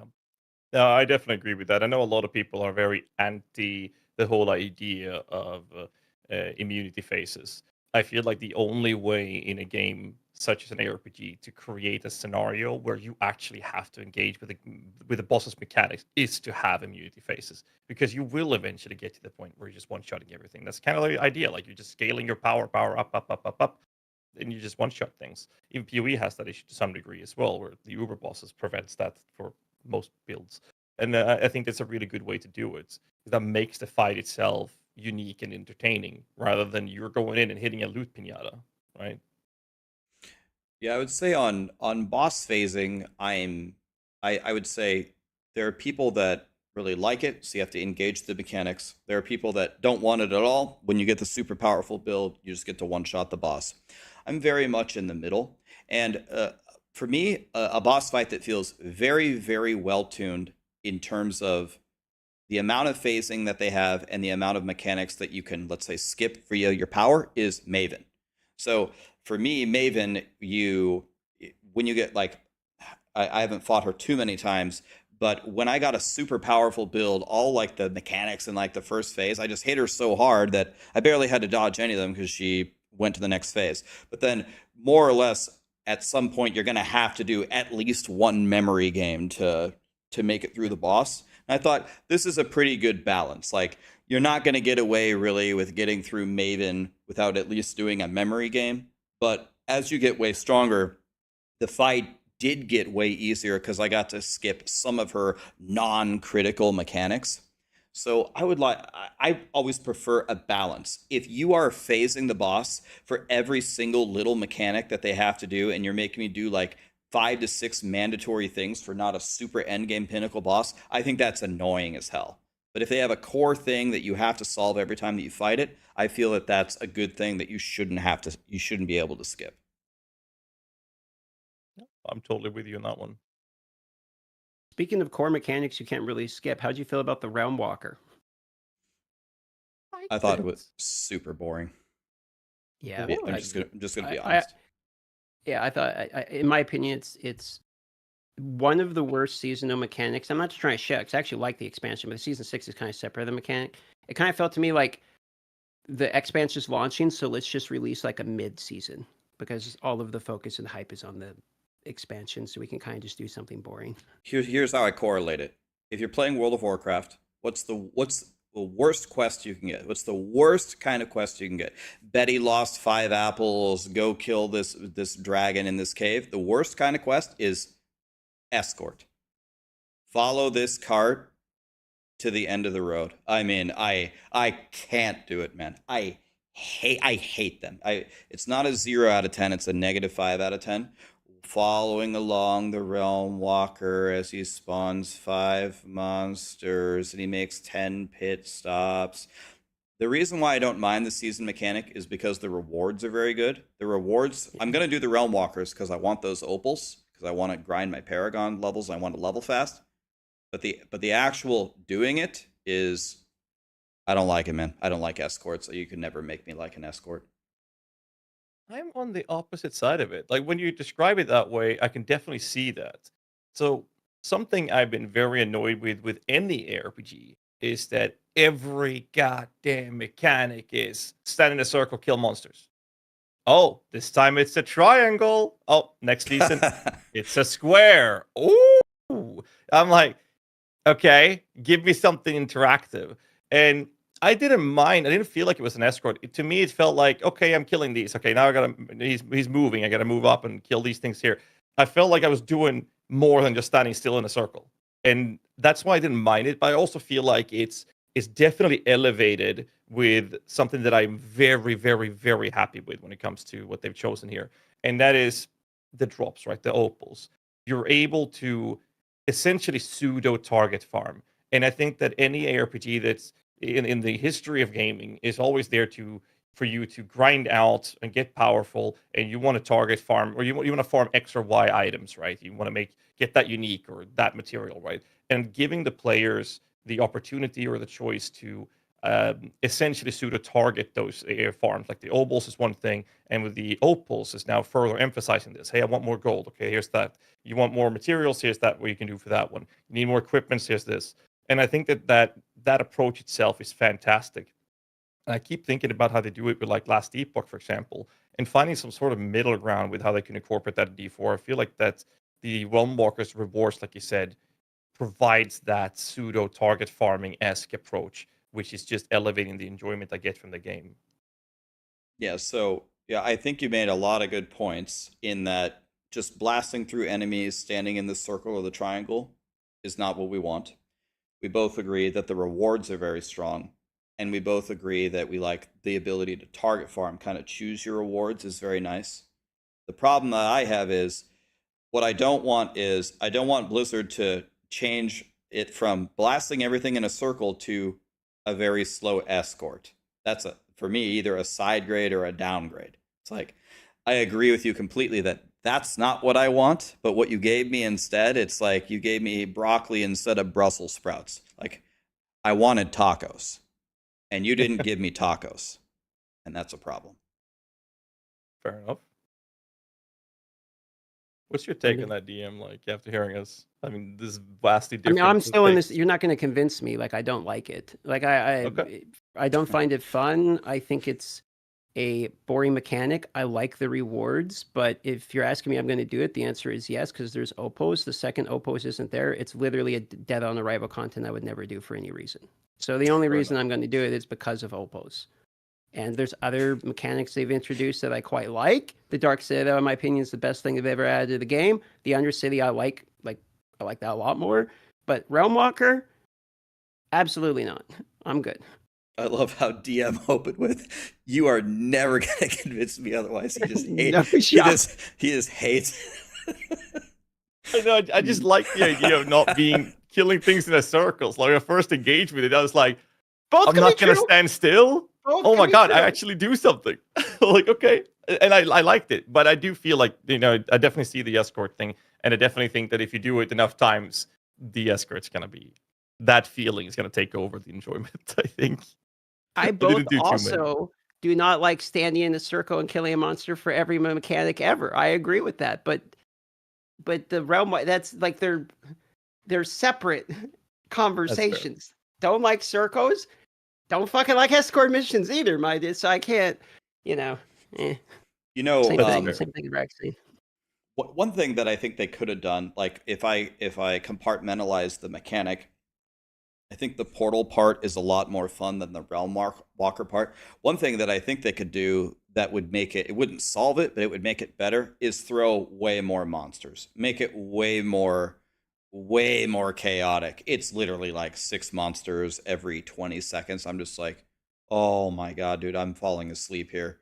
They could have made it a lot more intense. Fighting a realm walker is not an intense experience at all. And it's supposed to be like hatred rising up. Bro, this isn't hatred, man. I'm falling asleep here. Like, we learned this lesson with the Helltides. Helltides, like, people did not like farming in the beginning, and now Helltides are significantly improved. And what did they do? They just threw a bunch more shit in it and cranked the rewards. That's pretty much all they did with Helltides. So, yeah, same thing can ring true here. Like, throw a bunch more shit in it. Maybe you'll like it. Make it a little bit more exciting. Throw some goblins in there. We have that new Portal prankster dude. You could throw in there too. You could throw a lot of shit in there, and maybe it'd be a little bit more exciting. But the density is weird, and also I had to laugh because when you start and like you're sitting there waiting for it, you can click on the portal and it'll summon like a few white mobs, and someone's like 3 white mobs, and it's like right here, and you just tap, they all die. You're like, all right, 30 seconds, I can summon 3 more white mobs, I guess. And for me, like tied to that, for lessons learned, like with Helltide and those solutions. To me, the Realm Walkers, my first experience was it reminded me of Malignant Hearts. You want to know when I knew that Malignant Hearts was gonna not work? It was the very, very, very first moment that they showed the very first clip on the campfire. When I was watching it, and they killed the monster, and the Malignant Heart was floating there, and it slowly went down, and then it slowly went up, and then another elite spawned. I said, Blizzard, maybe I'm just like a zoomer, maybe I just have like a Red Bull IV in me, but if you think that I'm gonna sit there for 6 seconds while you spawn me another elite on top of the elite I already just killed, you are out of your mind. That's what the Realm Walker feels like. You have a room of 6 monsters, you kill them, you walk 50 meters, and then you wait for the next room of 6 monsters to spawn. I really wish that they would abolish anything like this, not just in this season, not just in Diablo 4, from every game that they ever make for the rest of their lives. I despise it more than anything.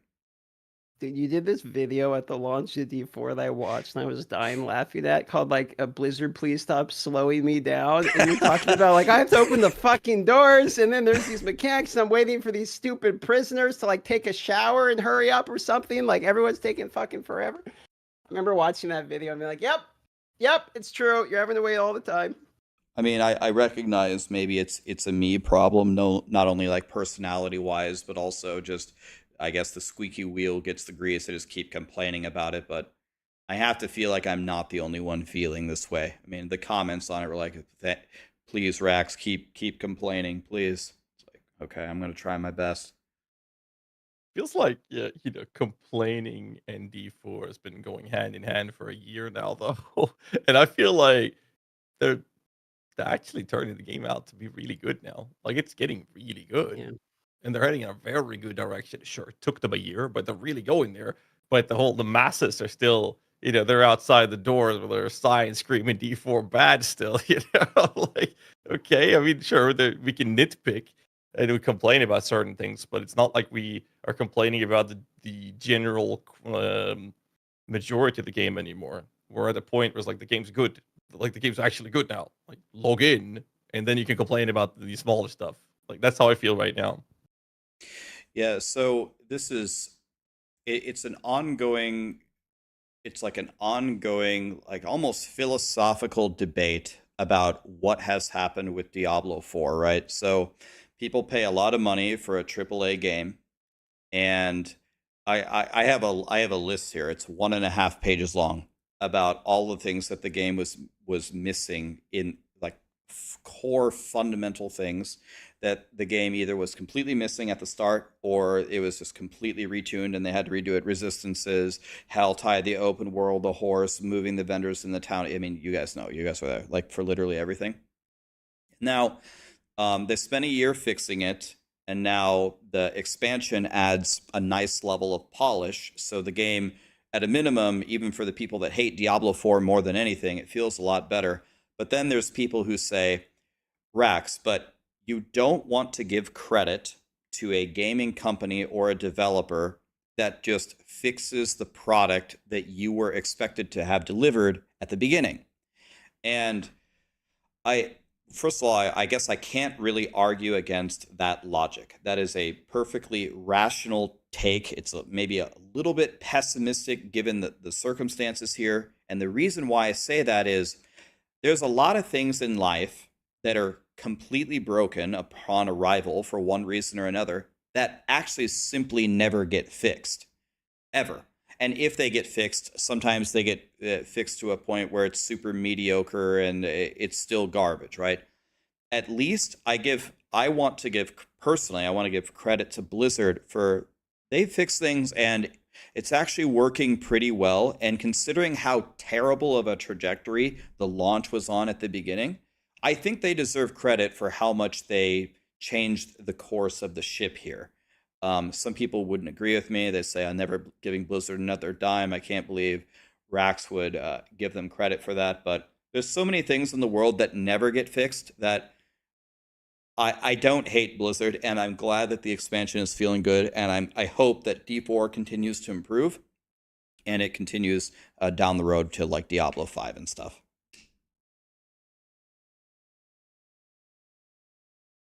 I'm definitely with you in that part. I feel like turning the ship around is a good way to put it. I really do. Like, it was a really bad start. Like, really, really, really bad. But they've done a good job with it. Moving forward, I mean, the seasonal mechanic, like we talked about, it's not the best. Rewards are good. I think that's really nice. I wonder how much they would like to keep of their league mechanics as a core game moving forward. Like, should Realm Walkers, in whatever capacity, be something that should be as a core mechanic in the game moving forward? Is that something that would benefit them? Because I feel like something that they've done really good with with expansion is allowing in-game aspirational content, like we talked about with the tournament difficulties, and combining that with the fact that there's a large variety of end-game activities you can choose to engage with, which was really needed for the end game. And I feel like we're there, at least the start of that, with the new expansion. What do you think about that, Ian? I'll give you a take. So for me, I think the Realm Walkers should stay.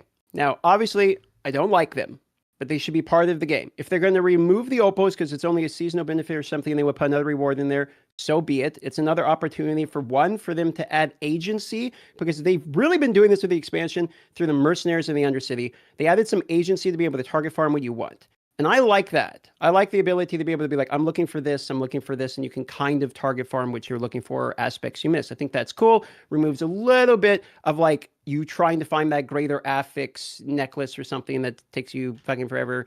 So I like that. The other thing it doesn't solve it, but it's an addition to, is the game was pitched from the beginning as an open world. The biggest difference between D4 and the other Diablos is it's a giant open world in which you see the other players, and it's supposed to be a living, breathing world.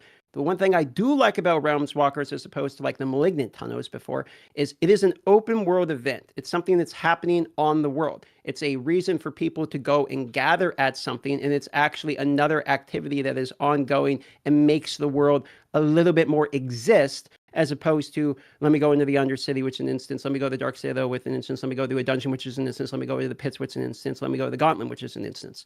So it's actually something that happens on the world that was the fucking major difference of the game to begin with. So I think if they continue to stack those, even if they're not all like ideally 100% the best implementation, put more things on the open world, in my opinion, is good.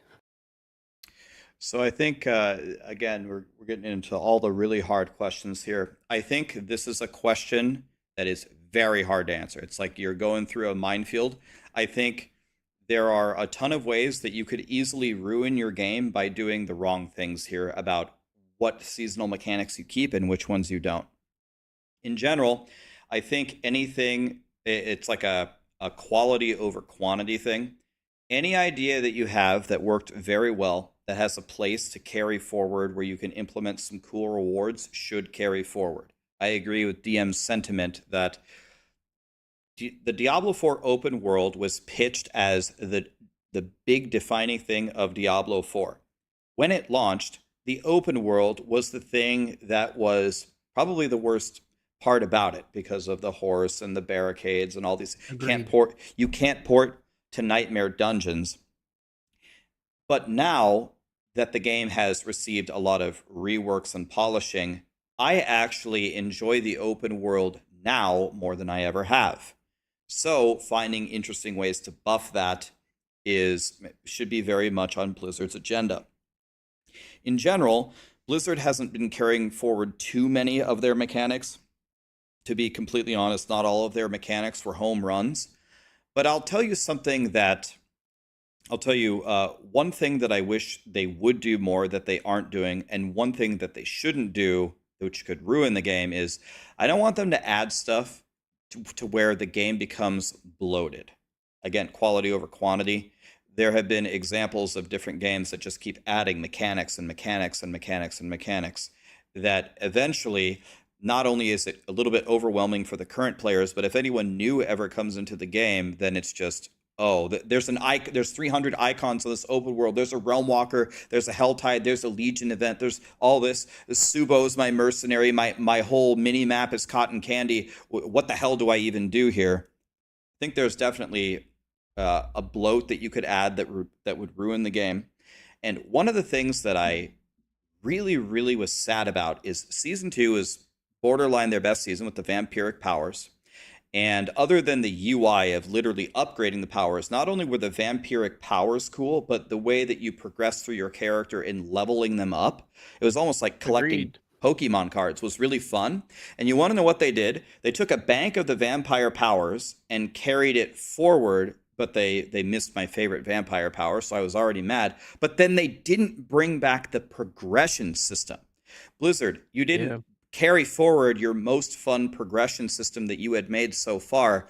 It's not enough to just have it drop as an item. You need to give me things to do. We're crying for a year that we don't have an end game. If you build a good progression system and you don't carry it forward in some capacity, I mean, you're just shooting yourself in the foot. So I don't know. I have a lot of thoughts about it one way or another of ways that can go wrong, ways that it can go better. But I think Blizzard should take a closer look at how they make these decisions, because I think small improvements here could go a long way. So Gazi, you want to go? Sure. So PoE has a bloat issue, a massive bloat issue. It is so hard for new players to get into PoE because of the bloat. So much content. And then they had this brilliant fix to it, which was the Atlas passive tree, right? where you could navigate and decide, I want to engage with this and this. So you get more of that. I don't want to engage with this and this and this. So I disable those. And that's how the mapping system. I know that's going to be very hard to one by one copy over to D4, but D4 is not at the point where they have bloated mechanics. At this point, it's like, I think Season 6 is going to cover that for the most part, if not entirely. And I think that what we need is quantity of choice, which I think we're getting personally. And now it's like looking at the quality over quantity. And like you mentioned, with moving the vampiric powers over to taking parts of that and moving it forward into the core game is how they should operate with it, but doing it in a way where it's content that you're engaging with for the progressional part that you talked about, one way or another. Make that core game not just, hey, you just get the legendary powers now dropping as gear. Now you're actually at a point where you have to do this and this if you want to engage with that specific power of your character. That allows us to have more venues of in-game content to engage with. I think that's the best course of action. What were you saying, DM? I was just going to say I recently experienced this issue. So Rex is talking about a new person can join the game and there can be a bunch of bloat and like overwhelming. I just had this feeling when I launched Throne of Liberty. So Throne of Liberty, the new MMO, has, I counted 36 different menus. So when you click the button, it has 36 different buttons you can push to open an entirely new menu. And it's basically you're looking at an Excel spreadsheet. But then I realized all of these systems are not too bad. It's a UI failure. So what I think a lot of times can happen is it's the presentation and flow of introducing the mechanics that can be a failure. I think PoE, that's where they tend to fail. Like they teach you, here, put the skill gem in and all that. And then it's just like, good luck. They never even mention any of the other mechanics or anything throughout the game. So it can be highly overwhelming. But when you go into each of the mechanics, they're not really that complicated. Like it's Blight. You click on a button, you make a tower. So it's like, I kind of agree with Ghazi that we need quantity, but also the bloat issue is very true for me, specifically from a UI point of view. And I don't know if Diablo has too much of a UI issue. One of the things that I liked about Season 2, since we're using that as an example, is I think it was pretty easy to tell. Like you just have the 3 little icons. You have to have this many of the skulls, this many of the cups or whatever. You just put it in one of the 5. Oh, I need more cups. There's more cups on the item or something like that. And the one UI that was annoying, that we all agree was annoying, was when you're leveling up the vampire powers, right? So, and that is because the UI, in my opinion, was not that great. It's like, you click on the thing, you click it a million times, you just have to navigate through these menus a million times. So I feel like the bloat issue can be somewhat alleviated if it's smoothly introduced and it's not a dog shit UI. Otherwise, the overwhelming UI can be quite bad in MMOs that have a million different systems. I think you have a very fair point with what you're saying. We talk about this a lot. I mentioned it earlier as well. Like most people playing the game, they don't watch streams, they don't read the patch notes, they don't watch YouTube videos, and that's fine. But we have to remember that's the majority of the player base. And in a game like Diablo, with that is so big, with so many players playing, it's important for the game to communicate and inform the player of XYZ, like what they're expected to do, what their progression is supposed to do, where they're supposed to do what, and when and where, right? And all of those things cannot be a block of text. I mean, Rax, you know from guides, people don't read them. They go in, they check, like a D4, they would go into the guide, they check the powers, they check the skill tree, they check the paragon. They didn't read a single word the guide writer wrote. And then they come to the stream and they ask us, this doesn't work. I'm like, yeah, but I'm explaining it there. Like it's literally there in the guide. Oh, I didn't look because I just copied whatever was on the images. People don't read, and that's it's been like that forever. It will continue to be like that. So that's why the importance of not just the high functioning, but the UI, but the communication needs to be as simplistic and clear as possible. Because people will read 1 or 2 sentences. They won't read, an entire, book or 2. 1.5 A4 pages or whatever you had with complaints to Raxxanterax. People are not going to read that, but, if you present it, here's an image, like you mentioned with the cups. Oh, you have this many cups. Okay, but there's cups there. Now I know I need that many. Like that UI importance, I don't think people give enough credit to well-designed UIs. Because it just feels natural, right? Yeah, so I agree with a lot of what you guys are saying. So to take those ideas and kind of wrap them up into a summary here. So in the Diablo 4 campaign in Season 6, there are quite a few activities you could do. You can do the raid, you can do the Undercity, you can do Helltide, you can do the Pit, you can do a Nightmare Dungeon. We're finally at a point, you can do a Realm Walker. There's quite a bit of activities. Blizzard does a very excellent job of not only kind of luring you to them without you really realizing it, but when you go into the dungeon, I like what Blizzard did here. They have like this box that pops up and it's got like 3 little hints. It'll be like Kurast Undercity. You start with a low timer. Kill stuff to build your timer. Build rewards, kill the boss at the end. I think that's about the right amount of hand holding. When I think about like optimal game design, the ultimate level that you could reach would be, again, to go back to one of the GOATs, Super Metroid. Super Metroid has no tutorials. It doesn't tell you how to fire your gun. It doesn't tell you how to be a morph ball. It doesn't tell you how to lay a bomb. Or actually, it does tell you how to lay a bomb. It doesn't tell you how to wall jump. It doesn't tell you jack shit. It doesn't tell you anything. But yet you can figure it out so easily. But the problem here is that doesn't work in an ARPG with a lot of mechanics. We can't go like completely Super Metroid strategy. You got to give them something. And this is where what DM was talking about. This is what PoE does not do at all. So what they do is they do the Super Metroid strategy. As you're going through the acts, you will see an Alva Temple. You will see a Syndicate or whatever it's called. You will see them, but it gives you literally nothing. It does not tell you anything.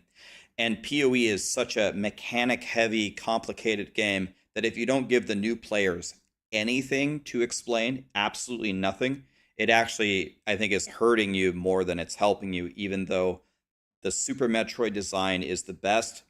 I don't think that works in a game with so many mechanics. It works in Super Metroid because there's like 8 mechanics. Screw attack, super missile, power bomb, grapple beam, and you're done. PoE has like 500 mechanics. The new players need some help. I think PoE 2 is going to do a very good job in fixing that specific issue. Like it's so much more new player friendly.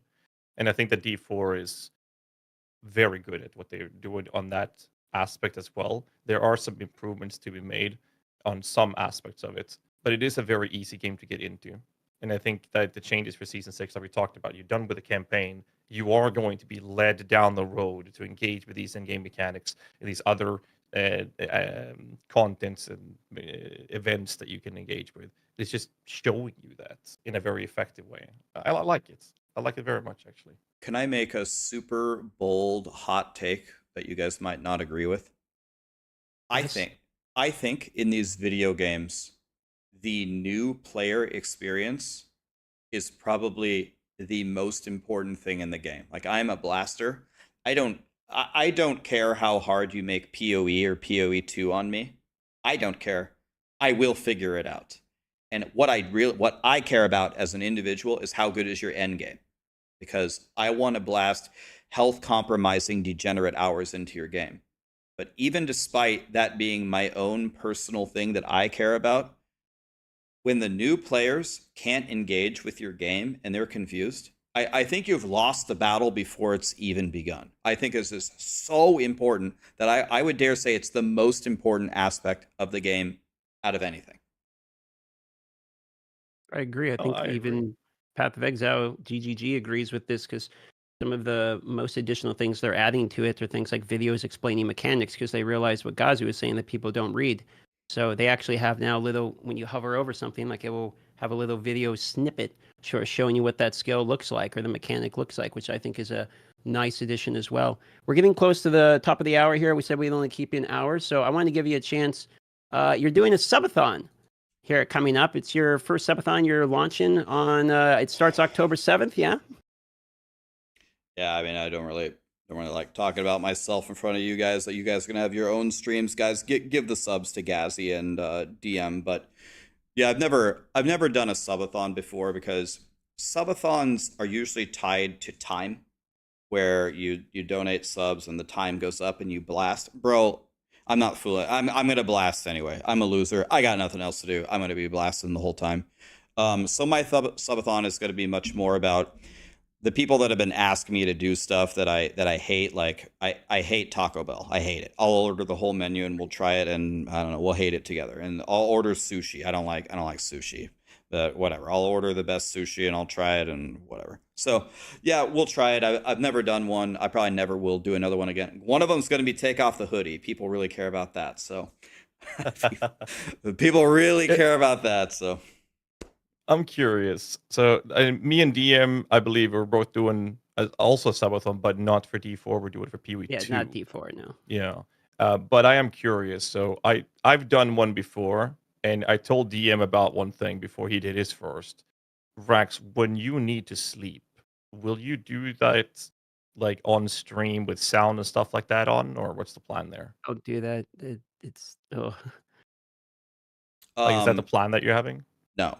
So what I'm gonna No. do is I'm I'm gonna attempt, and I won't do it. I won't do it entirely because I have to actually move in the middle of it. But I am going to attempt to play pretty much 24 hours a day for 2 straight months. No sleeping, no rebroadcasts, none of that. Humans can't do that. I would die. So I have to sleep. So then what's the solution there? My brother used to be a Diablo 4 streamer, and he used to be a Maxroll writer for many, many years.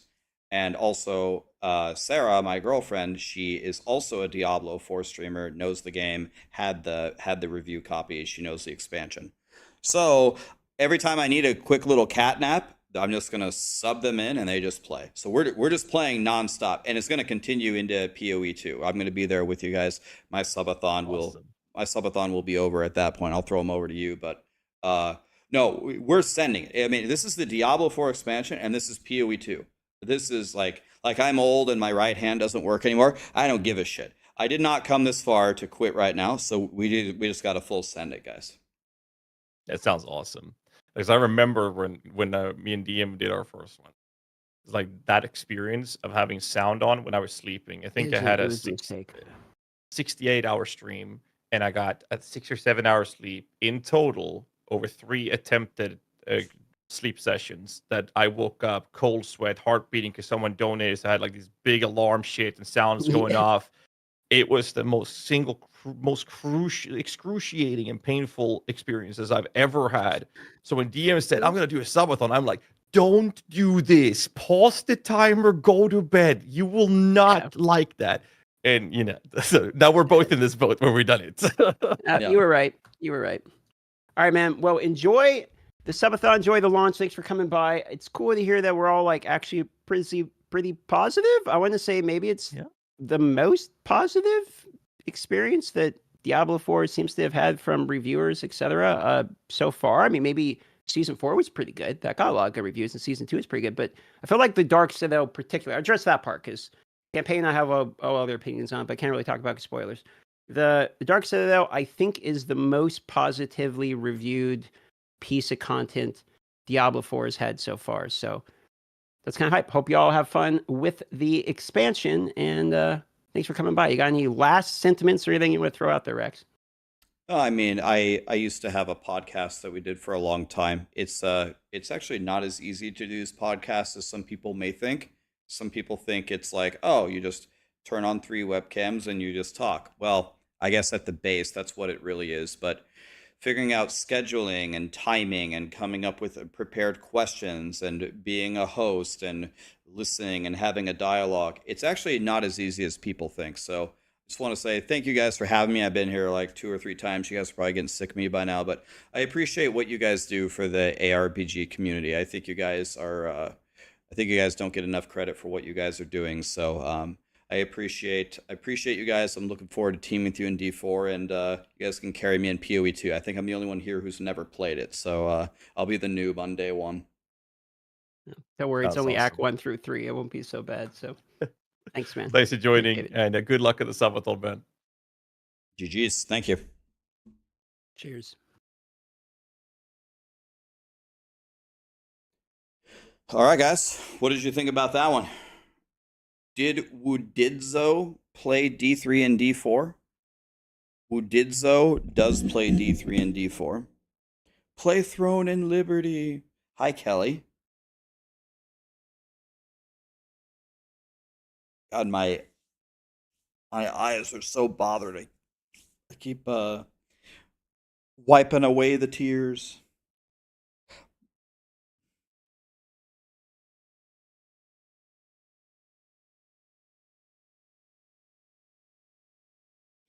Guardian, did that code that I send you work? By the way, kids are fighting in chat. What are you guys fighting about?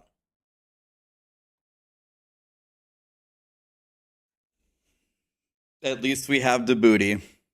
Bring back the camera. Oh yeah.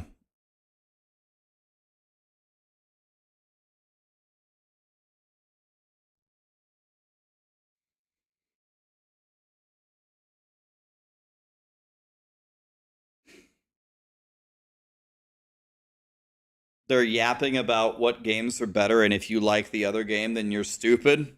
Guys, I thought we were beyond this. Are we still on this?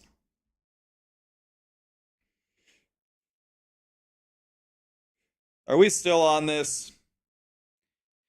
Rahilo, Toxic, Whopper, forgot my login, so I made a new one. What a name. Forgot my login, so I made a new one. Woohoo, Glass Farm, Music, Rogue, Perku, Zistra, Kazra, Snaps, Judo, T3 for 45 Judo. Are you serious, man? Thank you, my dude.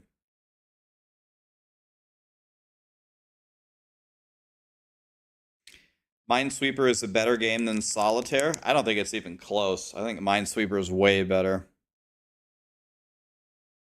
I think it's way better.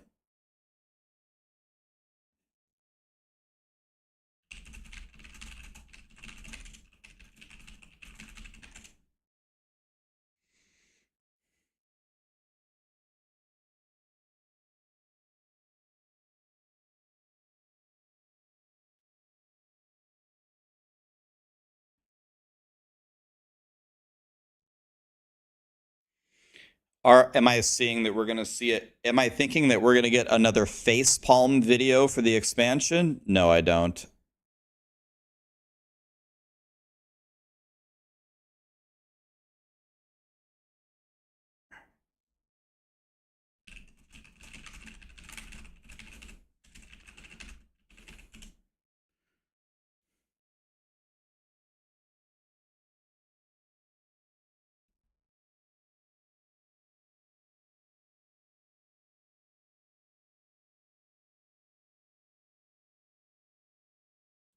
Rax, if you're still accepting last epoch questions, what defenses, stats should I focus on? Should I focus on resistances? But apparently that's a bad idea. Capping your resistances is a bad idea in last epoch? What?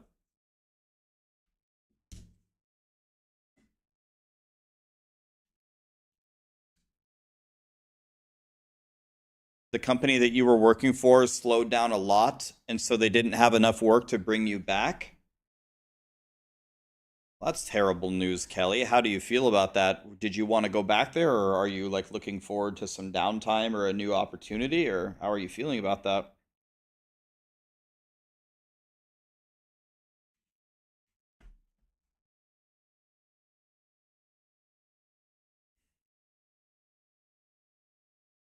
Do you think fully speccing into Jaguar will be viable in the expansion or not?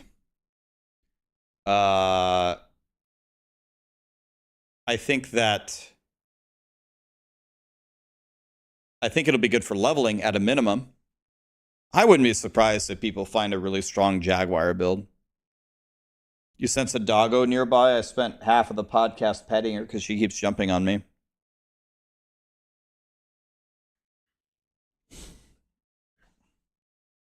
Callie, are you on my leg again for like the 300th time? Callie, I played with you this morning. You need to relax. They are paying your Cobra fees until you find new work. And if they get busy again, then they will rehire you. Oh, there's nothing wrong with that. At least you haven't burnt any bridges.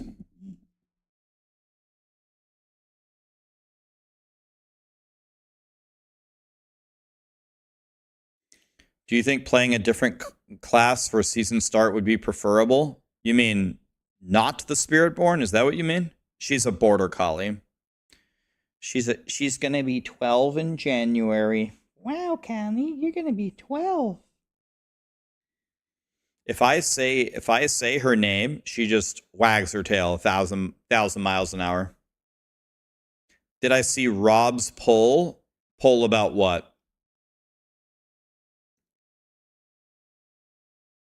I'm going to get a house. Yeah, I didn't. What class people are starting? Is it 99% Spiritborn? 74% Spiritborn?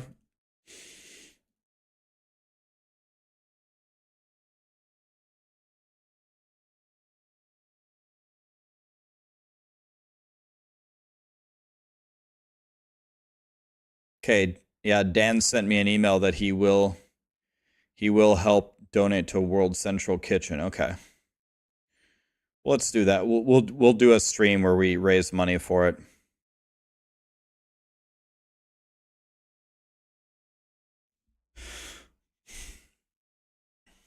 M for real. Thanks for the videos on D4. Thanks for the littlest carry. You're welcome. Next, we're gonna do the raids together. Brain not work good. Thanks for the prime. Appreciate all you put in to inform us before and during each season. You're welcome, man. White Tibbers, thanks for the prime. Kelly, you lost your job and you gifted me 5,000 bits. Kelly, thank you so much for that. I need you to spend your money on you. You just lost your job. Spend your money on you. I'll be here. We've been super good friends for many years. I'm so glad that you beat cancer. It's the best news ever. The severance package is sweet.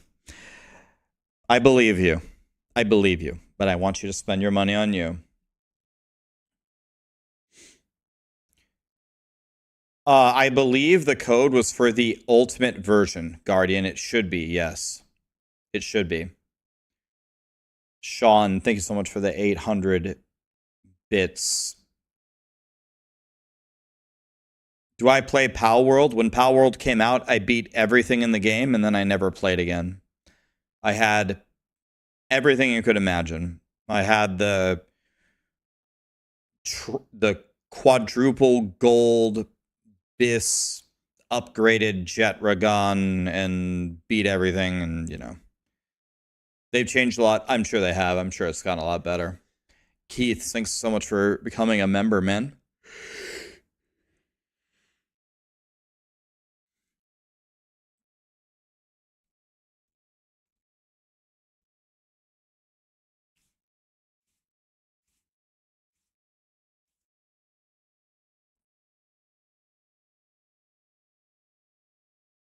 How do you VOH ultimate code? Do you mean how do you redeem it on BattleNet, you mean? You caught that I yawned? Guys, I can't explain to you how many things I have to do, man. I'm moving, I'm preparing for the subathon. I'm making so many videos per day. I already had to cut one of the videos or move it to a later point in the week. I'm trying to spend time with my friends and family because they're never going to see me again in 2 days. I have gotten no sleep at all.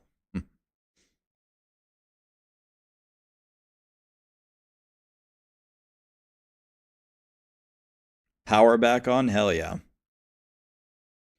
Sean, thanks for the 5 gifted, man. Appreciate you. Don't know much. Guys, gift the subs on Monday.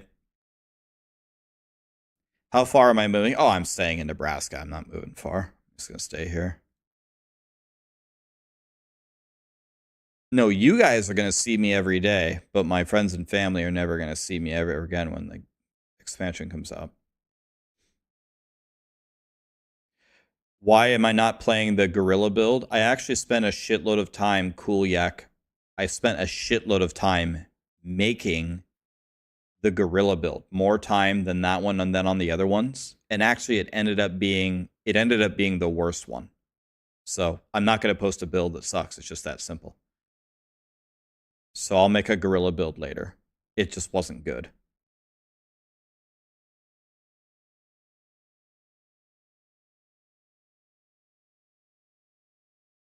I never did it. I never got to try that Djibouti because I did the campaign first and then I did the season quest. And then I was like, holy shit, that was stupid. I should have done the season thing first. I wouldn't think too much about it. Just go do a Realm Walker, quick, get 2 opals, and then start blasting.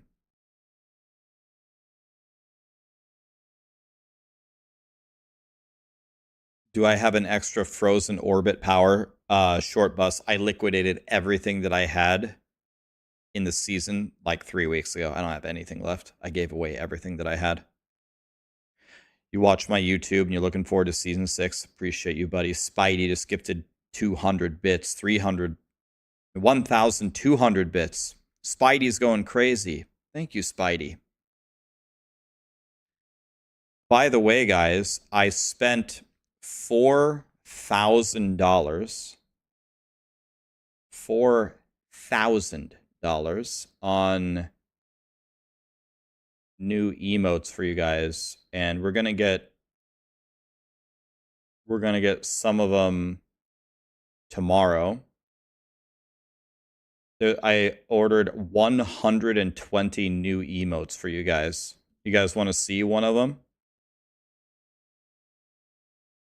Nice. So 2 new emotes. You want to see one of them coming tomorrow? This one's called Rax, I'm Fine.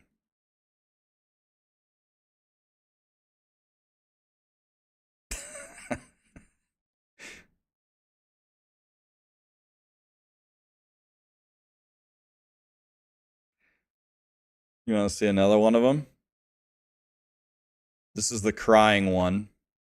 Oops. And I told her to make it as over the top and ridiculous as possible. So this is the crying one.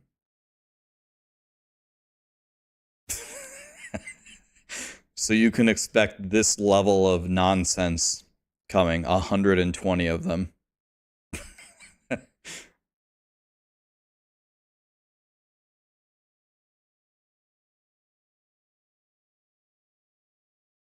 And by the way, out of the 120 of them, 60 of them are animated.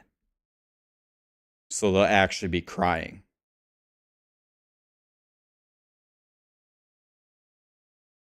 I love the Luna emotes, but I don't even have Luna anymore. So it's time to rebrand to who I really am, and that's the blue hoodie piece of shit.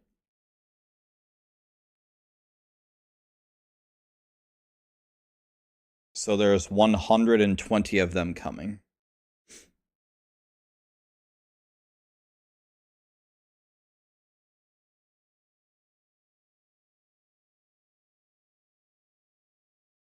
Dude, I should make a Rax Druid, and it's just a shitty picture of a refrigerator.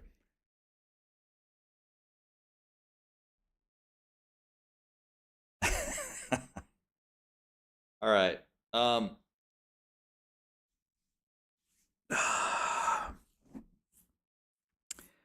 Guys, I have so much work to do. I think I might end the stream early and just start working because I got to work all night. I have way more fun sitting here hanging out with you guys, but I'm going to hang out with you for 2 straight months, so I think I better go work before I die, before I even begin.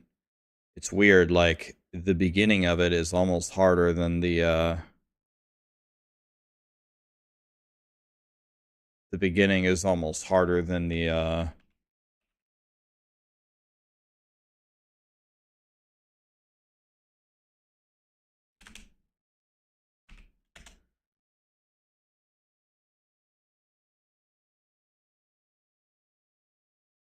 actual playing part.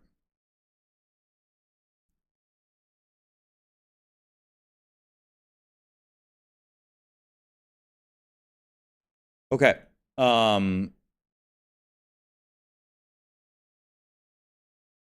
Let's throw it over to DM.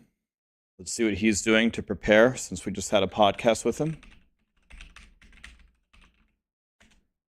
And I'll see you guys tomorrow, okay? Tomorrow will probably, honestly, be another fairly short one. Oops. I typed this incorrectly.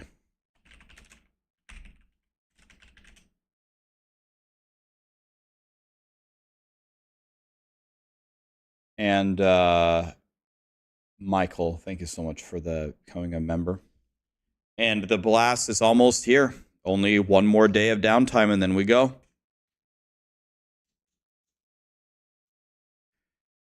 Thanks for being here, guys. We will get a tidal wave. Oh, shit. I said rate. Oh, fuck. I rated Barricade. Oh, fuck. All right. We're raiding Barricade. We'll raid DM tomorrow. My bad. I'm stupid. Why did I do that? Oh, well. I love Barricade anyway. Let's raid Barricade. Said one thing, did the other. I told you. I told you. My mind's going from everything that I have to do around here. But I'll get it done. No worries. We'll get it done. Have a great night, guys. Thanks for being here.